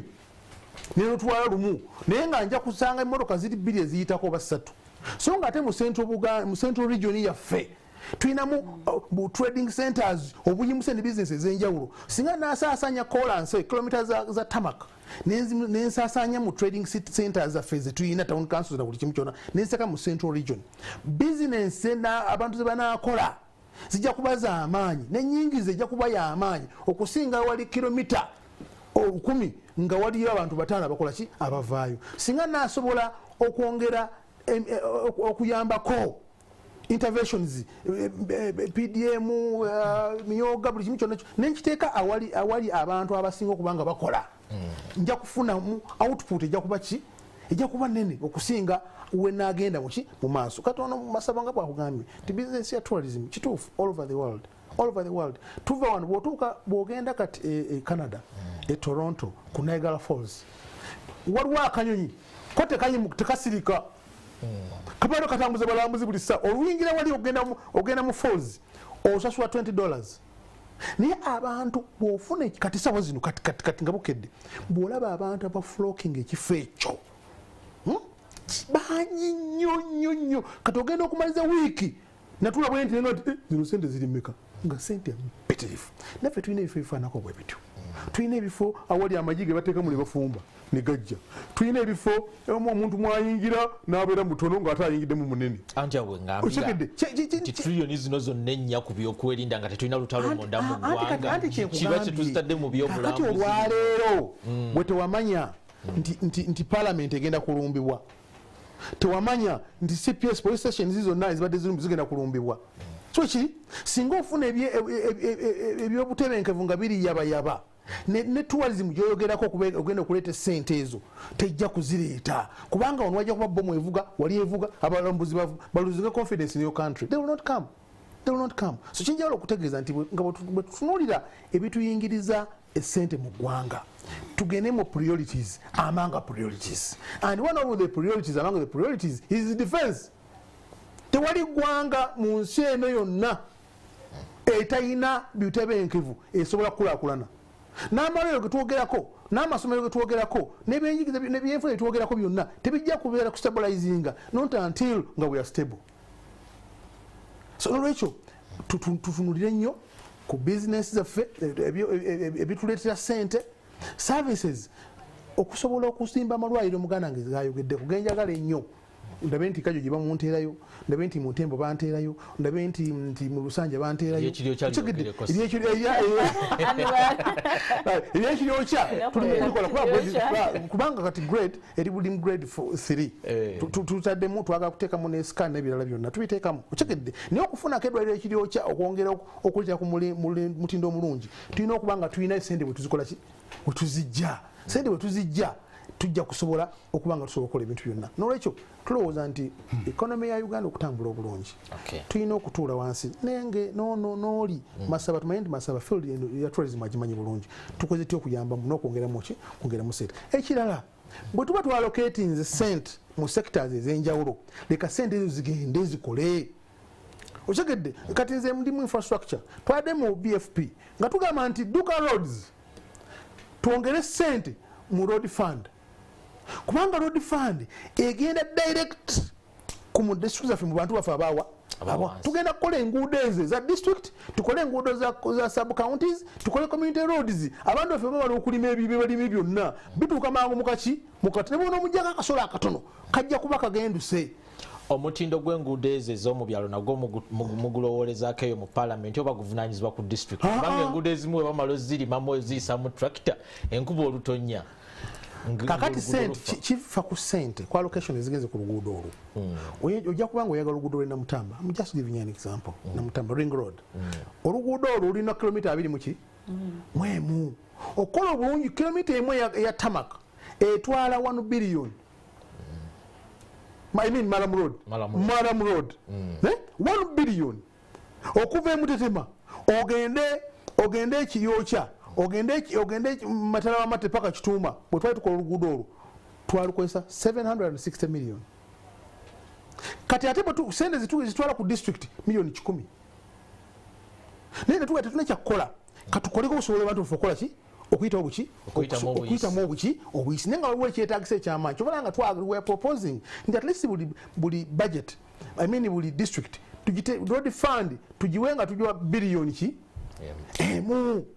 Tunakwata road billions emu billion emu tugiwa district okusobola okukola duka roads tujja kubaako nga tulina kyetukoze bwe tunateeka sente mu PDM muganda engazi ayogedde programu ennungi ennyo etandaba kubeera kutegeebwa bulungi na bannayuganda naye nga ate ennungi nnyo n'abantu baffe ne basobola okuba nga balina byebakola byebakola netufunamu value addition so kiri netugamba kati twongedde ku mutindo tujja kusobola okufuna obugagga mu byalo byaffe ebyenjawulo nga nsobola okuleeta muwogo ne mulima bw'abanga agenda kaawa ne muteeka mu kyuma ekyuma ne kimukuba ne kimugyamu akawunga ekira ne kimugyamu amasanda kiri mu gaamu ojja kulaba nti mu product emu tuyina kyetuggyemu ekyenjawulo ate nga kireeta sente. Nolwekyo ebintu ebifaanako bwe bityo bitwetaaga okwongera okuteekako essira okusobola okulaba nga tufuna income eyo nga yabuvunaanyizibwa. Kale Mubaka Joyce Baagala bw'otunuulira obubage buno bwe mulimu obw'okuteekateeka embalirira ministry ezisinga ebitongole bya gavumenti muzze mu bisala ssente ebyenjigiriza byokka ndowooza bye biringa ebyasonyiddwa naye okusala ssente zino kutegeeza ki? Gavumenti terina ssente oba nkola mpyezze ey'okulaba nti ebitongole bitandika okukozesa ako akatono akaliwo? Kitegeeza ki? Gavumenti egudde eremereddwa naye tebaagala kwongera. Kitegeeza si kinene agamani balemereddwa kuba ali mu gavumenti tebaagala kola ki? Kwogera.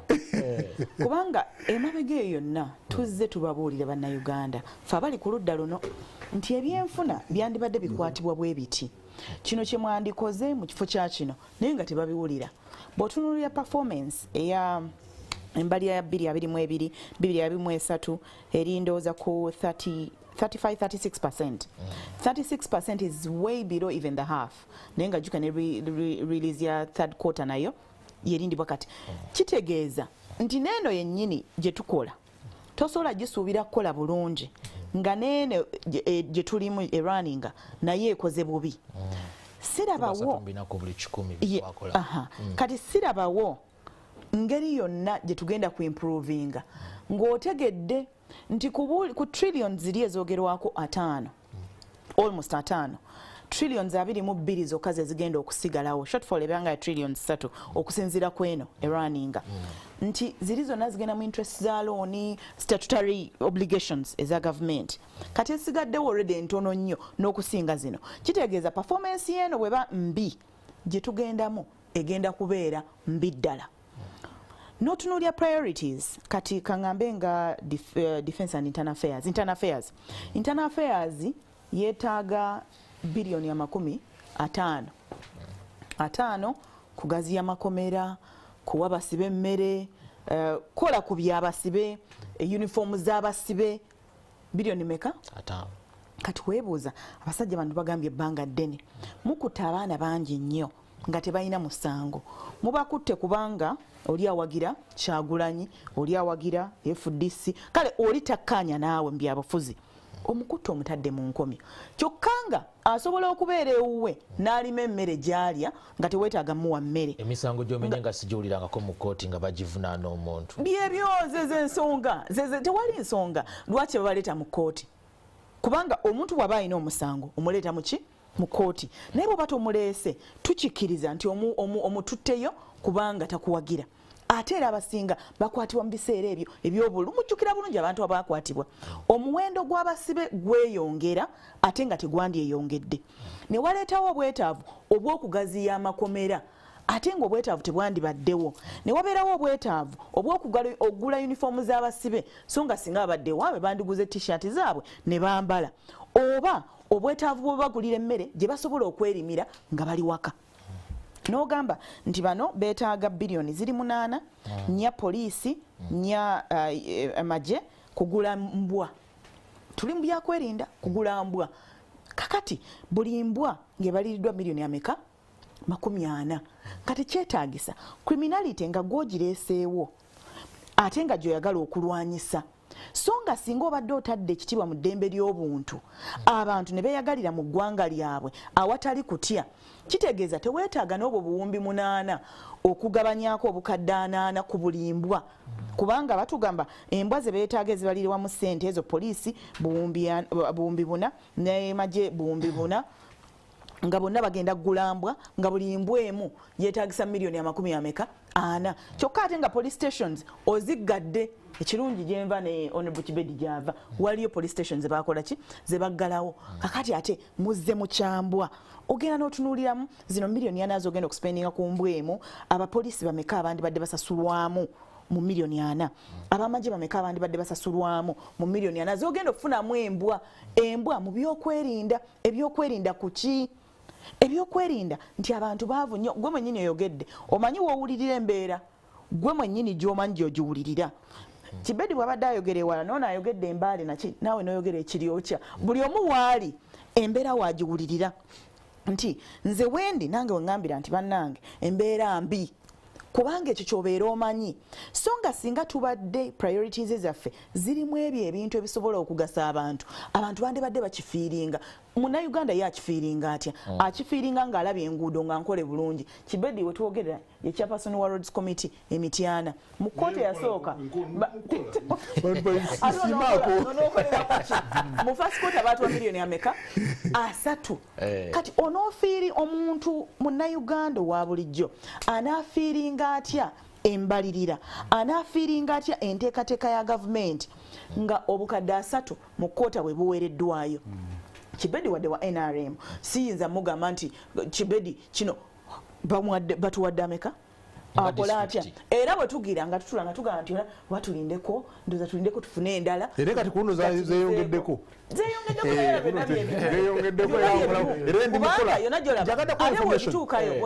kankuwa information honorable nti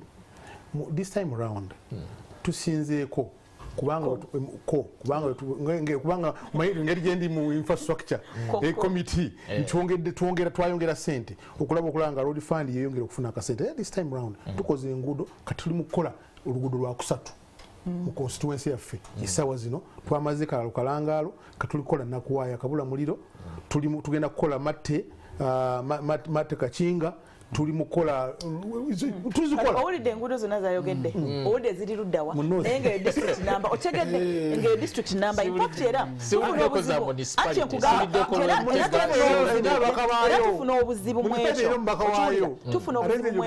era bwembeera wali mbanga eyagenza okutaawuluza enkaayana kubanga nze ndi wa district abaka bembeera nabo kubireko owa Busujju owa Mityana North owa Mityana South owa municipality buli omu asikaza wuwe mu kaseera nga Kibedi ye ssentebe ogenda okulanga otusente tutono naye n'otwo tutono ayagala tusike tubeere wamu kati nga district yonna yeetaaga kuba kati bw'ogenda e Busujju ebyobulimi by'amaanyi abantu batambuza amatooke abantu batambuza emmwanyi naye ng'enguudo mbi n'olwekyo abantu tebagifiiringa kyenkugambye oŋŋambye kitegeeza ki kitegeeza nti bannayuganda beesiba ebbiri naye nga bannayuganda ffe kitwabagamba okwesiba ebbiri okwesiba ebbiri kiri kimu tukyuse obuyinza ffe tubabuulire nti bino bye tugenda okukola kyovala nti ku mulundi guno ffe twakoze enjawulo tugenda kubalaga nti singa ffe tubadde mu buyinza buno bwe tuti bwe twandibadde tubudgetinga twabadde ne Karimu ono nga tuli mu retreat yaffe era tujja babuulira budget day yaffe bannayuganda balabe nti so bano bandikoze bandisoosowaza kino bino kubanga kati ogenda n'olaba president yagambye entambula z'ababaka ba palamenti tukyali mu budget nti essente zigenda nnyo tukkaanya 90 sente zikola ki zigenda nnyo zeetaaga okutoolako tusobole okuwa bannayuganda bye beetaaga naye kakati gwe bw'ogamba bali nti bo sente zigenda nnyo naye nga gwe okosa biliyoni 2 every day si wiiki buli lunaku mu State House biliyoni meka 2 ng'okyayina ba RDC 149 ne ba deputy baabwe ba RCC nabo okyabayina in the same vein oyina ba presidential advisors tuyale aho tuba tukola kyekyo era ffe mumbalirira yaffe ffe munteekateeka yaffe tugamba nti aba RDC tebabeerawo awo tuba tubeerawo naba extension workers webale nnyo tuba naba extension workers mu kifo ky'aba RDC bayambeko mu mirimu egy'ebyobulimi n'okubirondoola anti kije nkugamba nti okuduplicatinga oyina bano oyina ba advisor oyina ba RDC oyina ba extension workers sente mpitirivu nnyo ezigenda kitegeeza nti abamu bajjibwe mu kifaananyi ekyo sente za munnayuganda zimuyambe mu ddwaliro asobole okusangayo eddagala enguudo zibeere nnungi ayiseeko byalima atambule bulungi obudde buleme kugenda ng'oli atambula kibedi apapa ayagala kgenda kubanga akimanyi ne bw'anaatuuka eri enguudo mbi obudde bujja kweyongeramu kibedi twagala kuta katumalirize ssebo wumbawumba ku nsonga eno ya budget okujjako njadde okwogerako ku enguudo ke babaddeko nti ogenda kusanga ng'embaale mu kwota eno bakola release batuwa sente zino eza road fund naye ate baziteeka ku akawunti enkyamu ne tuwanga tetusobola kukola ki tetusobola nazikozesa so kati kwota yiye egenze gwako tetukoze enguudo zonna kubuna obusente obutono ate tebuze kati bakikola mu bugenderevu bamanyi wonaazikwatako ojja kuba weesibye empingo nti sente zino zaali za kino ne baziteeka ku akawunti n'ozikola twalina flags mu mbaale ne zitukuba bubi nnyo naye tebalina sente waliwo sente zebaale tebaleeta tebaatuwako ku sente okujjako okutuwa tani 2 ez'akawunga baatuwa tani 2 ez'akawunga ne tani 10 ez'ebijanjaalo babanga bamaze era tulina bridge egatta ebusaamaga eyamenyeka bridge eno yunura netugamba teina sente ne baleeta calvats okuteekawo awantu adde bridge bamala oziteekamu wayitawo ennaku 3 amazzi era negakola ki ne gazitwala so tewali value for money so kakati nze kubira njagala kugenda kusoma ku nsonga ya budget ensonga ezisinga okuba enkulu ministry ez'enjawulo zonna nkulu so ekiri naye nga bwe nagambye nti budget ebeera actual ebeera estimate bwe tumala okukoleza sente ezo tugenda mu priorities among priorities ekyo nkimaze tujja kusobola katukyali mu BFP ababaka bannange bakyalina omukisa okusobola okuleeta ebirowoozo byabwe mu mbeera efaanako bwetyo okusobola okulaba nga ebyo bikolebwa bibetaawo okwongerwamu tuleme kulinda akaseera kali nga budget emaze okuyita kubanga financial act egamba nti by 31st December BFP balina okuba nga presenting boboki mu parliament ababaka bange kyenjagala okubakubiriza nti tuddeyo kakati akaseera kano okusobola mu komiti zaffe ez'enjawulo okwetegereza n'okulanga tulina bitukola bitwongeramu ekirala nga mwanyinazi bwagambye nti ffe Mityana district tuli mu kukola era enguudo tuzikola ne sente zennyini zigenda ku sub county njagala okutegeeza mwanyinazi nti sente zamazidde okukola okutuuka ku accounts za sub counties ez'enguudo kubanga kooti eri baalirizinga ntono kati kooti eno sente zonna bazimazeeyo ze baali bakoze eki basabye mu ministry of finance twasindika mu sub counties mu district nga zigenda mu sub counties ez'enguudo nabadde ne engineer John ayogeddeko naye nga twetaaga release ya quota 3 tudde mutandika enguudo za community za sub counties okuzimaliza tuli mu kumaliza oluguudo lwa Nakoya Kabula muliro tugenda kukola Matte Kakinga tuli mu kukola Kakinga Amasiriba paka Kituuma naye tugenda kuddamu tukola oluguudo lwaffe okuva e Mityana ogende Mutetema luyite olugende e Kalangalo paka Kyamusiku Bimbye tumalize tukole Mutetema Kiryokya Kituuma naye enguudo endala zonna Namutamba Saako tumwamutaddeko sente ezigenda okuba nga zimuyambako okutuuka okulanga tuddamu okukola ate omulundi omulala tugenda kukola oluguudo lwaffe olwa Lusanja n'enguudo endala zingi tugenda kuzikola tuli mu kuzimba nakwongerako ebyamalwaliro tugenda kuteeka buli mu constituency yaffe mu lwaliro lwaffe obutonotono ebitanda okimanyi bulungi twabifuna tukimanyi mwanyinazi kale sebo toyanziza kibedi abantu bagamba amazima kibedi abantu bobera bagamba babuulire mazima nakati tukasiime ekimala tosobola kufuna kimala kubanga naye wenyini byoyina tebikumala bikuba tebikumala ombaka Joyce bagala n'ekibedi kale ensonga katusooke tuziwunzikirekawo njagala kufuna bubaka bw'abantu baffe abayise ku mikutu gyaffe emigatta abantu naye nga tugenda kweyambisa kwabo abayise ku namba yaffe eya WhatsApp obweddawo eri awo ku screen yaffe era njagala kulaba nga mbuyitamu mu ngeri ya lukwakwayo naye kiba kirungi nnyo mu abayita ku WhatsApp n'otandika n'erinnya waggulu ne tumanya ani ateesezza wadde ono yalitadde wansi ye Sam Awor Emuyenga yagambye nti why does our parliament waste a lot of time in sitting in committees, investigating, making recommendations when they know no action is going to be taken. Look at NSSF. How on earth can money vanish and no one is accountable? This is the moment when we really needed a president like Amin who demanded the explanation right away. Okay, Sam Awor katufune omulala ndowooza okay ono yani erinnya batera gateeka eno wansi anyway njagala nnyo nensoma omuntu nga erinnya nditegedde. Thanks for the show Mr. Kibedi. Let them not read the national budget because I already know what is in it. I already know what is in it, yet it will be ready in June. Hence, the reshuffle of the RDCs is known to the public, but it remains standing. Why not read it in Parliament? Haman in Tororo District. Okay, ndoza abadde ali ku nsonga eri kubanga ku nsonga y'okuliikinga kwa reports kubanga ne listi z'aba-RDC bwe zibeera nga ziriikinga naye era ne zisigala nga zisomebwa. Ono agamba good morning NTV nze Mpamba Dennis Chikwalo Ekitigoma Buyikwe district nze ndowooza Ssenyonyi ne banne bakyakoze bulungi mu kakiiko kaabwe ate speaker yayagala kuba nafuya alinga omuwendule bannange sebo bwe bali kuweereza nze Senkai Francis Emitiana nebaza ababaka abo naddala Honorable Baagala omubaka wange kaakati ekyokuyisa reports mu ngeri ey'akayoola kyandibadde kirungi naye abalyake tebabbiremu ssente nga bali basateni nti tebajja nga bali sateni nti tebajja kumanyika. Okay. Kale omulala ono yagambye nti good morning ebigambo tebitta. I agree with MP Masaba. Tourism is a key sector to our national economic growth. We also have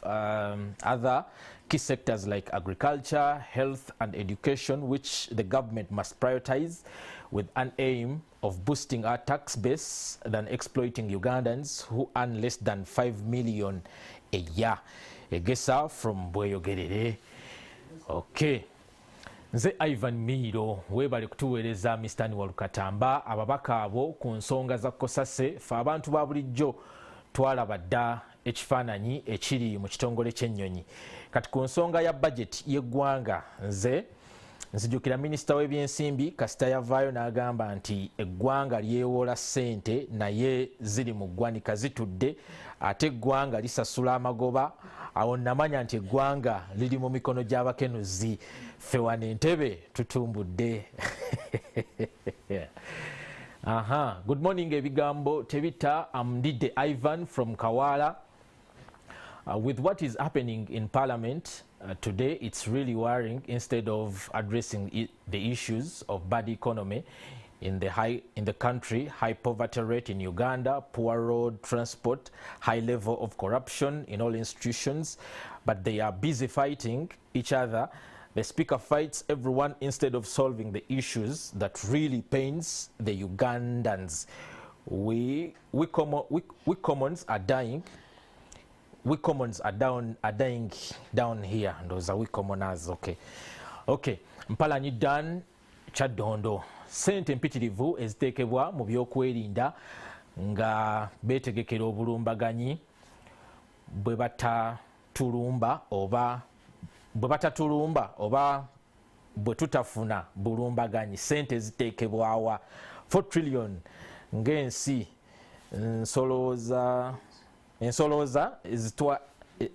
ensesolooza ezitawera na trillion 25. Okay, nkitegedde 4 trillion ng'ensi esolooza n'ezitawera na trillion 25. Okay, yeah, mpalanyi kiteeso kyo kitegerekese. Kakati ono agamba it's very wrong for the speaker to say Honorable Joel Senyonyi is lazy. Why? Because that goes back to the administration of Parliament and the structuring of Parliament. Michael Kalule, NRM from Mukono. Okay. Katugende kuono na yunga mpanvu bulala. Ekyokunoonyereza akyogedde ebbanga ddene, now 2 months. Olina okumanya committees in the 11th Parliament zaali underfunded olwa economy, but Mwami Kungu n'abawuliriza okusomolwa kwa report toyina teeka lyosinziira kugoba report. Speaker alimba by protecting culprits in the report eyamuweebwa edda yeekwasa bitono. Kirifane naye ndowooza yabuze. Hello NTV, mwebale kutuweereza. Hon Joyce Baagala ateesezza bulungi naye mukulu Kibedi talina kyagamba ggwanga. Kino nno ekigambo kino omubaka gwe kyatabula ekigambo ekyo bannange mwandibadde mukyesonyiwa. Omubaka w'Entebbe municipality kyamutabula. Rogers Kojo bali ejjusa agamba baganidde bwereere okusoma alipoota already twali tugoberera buli kimu ekyali kigenda mu maaso. 97% tumanyi ebyali mu alipoota omuli n'okugoba Ssenkulu wa Uganda Airlines bye bagamba nti alipoota yaliikinga ebyo byekwaso. Mwebale kuweereza NTV. Kale Rogers ndowooza katufuneyo asembayo tuddeyo mu biteeso by'ababaka. Nze Sempija Eddie Embalala. Omubaka Kibedi atubuulire ye takkiriza nti bamutulaki yabulankanya ssente z'omuwi w'omusolo. NRM bye batumma mubikkirire. Ndowooza yadde agamba NRM bye batuma mubikkirire. Okay, kale ndowooza katufune ate endowooza z'ababaka. Kakati ababaka ndowooza okuteesa kw'abantu mukuwulidde. Njagala kugenda omubaka Karim beerako kyokubira ku biteeso by'ababaka saako ne ku mbaliriro okusinziira gwe mu mbaale ebajeti eno esiiga kifaananyi kisebu. Otunuulira budget okusinziira nti service delivery egenda kendeera kino era kiraga nti embaale bitono ebigenda okukolebwa byetusuubira ebyandibadde bikolebwa era value eya ssente ez'omuwi w'omusolo omuntu aba tazifiiringa kuba omunnayuganda okufiiringa ssente ze z'aba awaddeyo mu musolo azifiiringa in terms of service delivery ennungi. So nze ng'omubaka akiikirira abantu b'embaale ndaba nti era abantu baffe bagenda kusigala kumpi mu mbeera mbi oba okubeera worse off than mu mbeera gye balimu essaawa zino. Bw'otunuulira enguudo mu mbaale saawa zino enguudo eziri mukolebwa ziri mu Lonia Osmid eziri mukolebwa mu kibuga kyange mu makkati g'ekibuga ekyambaale. Naye bw'ova embaale mu kibuga nodda ku mabbali nodda sayidi ng'ebukasaaca wansi eyo nodda emutoto nodda waggulu ku lusozi ebumbooyi gy'oyambukira ddala ku lusozi which is a hard to reach area n'otuukira ddala paka e Namataala mu slums olabira ddala nga value ya ssente ez'omuwi w'omusolo teziriiwo era woolaba ng'eddwaliro ly'e Namataala store mwagiraaninze wano mu ennaku nga 2-3 emabega nga mulaga nti ekitanda kiri kimu mu ddwaliro lino bamaama lye bazaalirako. Abamaama kumpi 2 oba 3 buli lunaku bonna bazaalira ku ddwaliro. It's a health center for naye nga terina na busobozi bukola transfusion. So kati bamaama bano banaazaala batya? How will you have C-sections? Onaasala otya bamaama bakola operations nga toyina musaayi ku ddwaliro kuba gwetaaga okubaawo ku standby. So byebino ebintu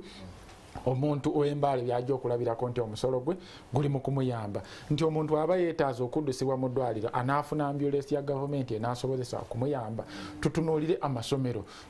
twetwala nti tuli mu city constituency yange ya kibuga twandikitutenga ya kibuga naye ine essomero limu erya gavumenti erya secondary. Nina sub counties pitirivu former sub counties nga tebalinayo nakasomero ka primary ng'omwana atambula kilomita eziwera 10 okubanga agenda ku ssomero. So omuzadde ono anaalaba atya value eya sente ze zaali mu kusibulira ddala ngende wa Joyce Bagala. Neyanziza njagala okusiibula abantu bange ab'ekibuga ky'Embaale no buli Munnayuganda abadde atuninze in mwebale nnyo okubanga mutaddeko TV zammwe okubanga mutulaba nga tukubaganya ku birowoozo era tujja kwongera okubatuukirira. Nja kwongera okubatuukirira mubeere nga mwongera okumpabula kuba ebirowoozo byammwe byentuusa mu gavumenti wabula si byange. Basiima nnyo kubanga munjagala kuba I think nze netwalanga omuntu asinga okwagala Embaale kuba akalulu abantu bampa overwhelmingly saali nayo court petition yonna ne benavuganya nabo bajja ne bancongratulating. So sima abantu okubanga bakyanjagala nange mbagala ne mugezaako saali nga Kibedi yali mu kooti Kibedi okyaliyo mu kooti okyalina ekitanda kimulira center for tokoze so ntyageraako kubanga ndoomingira abantu bange aba industry division ab'ekibuga ky'Embaale. Katugende ewa Joyce Bagala njagala oyingirire nsaba Omukama Katonda ayongere okutukuuma ffenna. Amina. Joyce Bagala njagala oyingirire mu nsonga ya supplementary tusubire supplementary nyingi.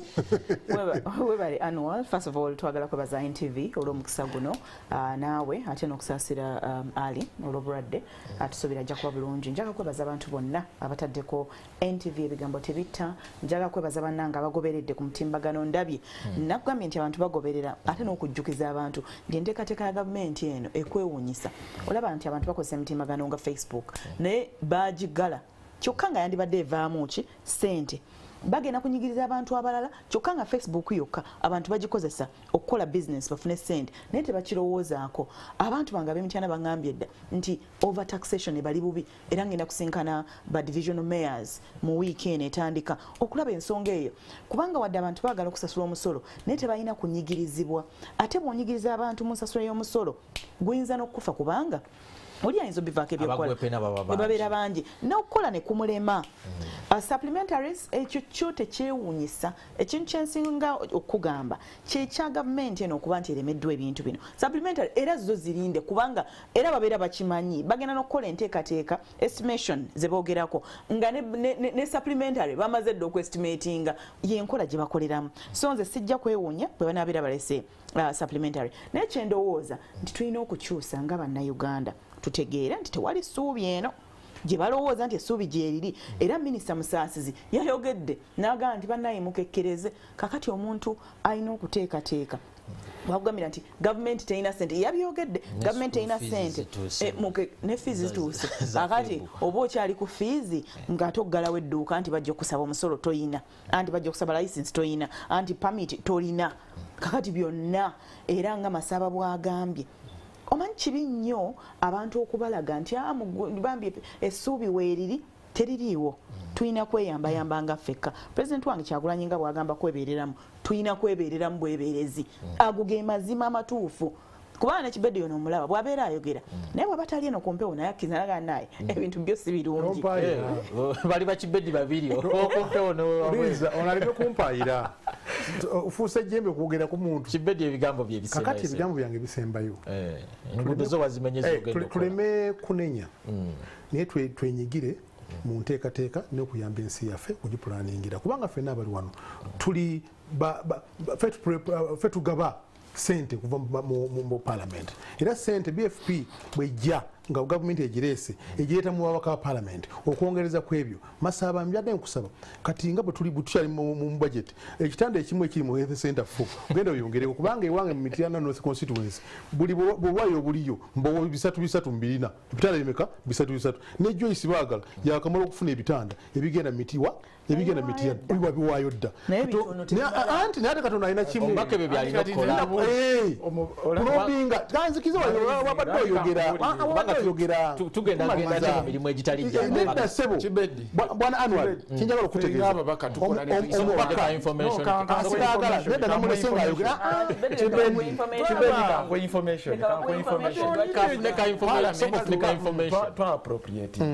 netubiyisa nebiba implemented natuukirira nempandikira ne PS nebbaluwa wano njikukanjikulage nempandikira PS ku issue ekwatagana ku malwaliro gaffe mu kitundu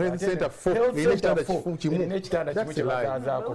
nembawandikira nengenda paka ku Ministry of Health Headquarters ne bantuma ew'omukyala wansi mu basement omukyala yagamba ebitanda tewali tebalina bitanda n'agamba mwe nga Parliament mwongere okuyisa ssente endala tugule kaakati ojja kwogera kuwaayira ekituufu kiri nti tewali muntu yenna afaayo era afiirayo bantu be ataafuna bitanda ne baagala yennyini akimanyi bulungi namugamba nti ebitanda biri wali era nagenda nafunira ebitanda n'ebyomubaka omu ataaliwo era yabimufunira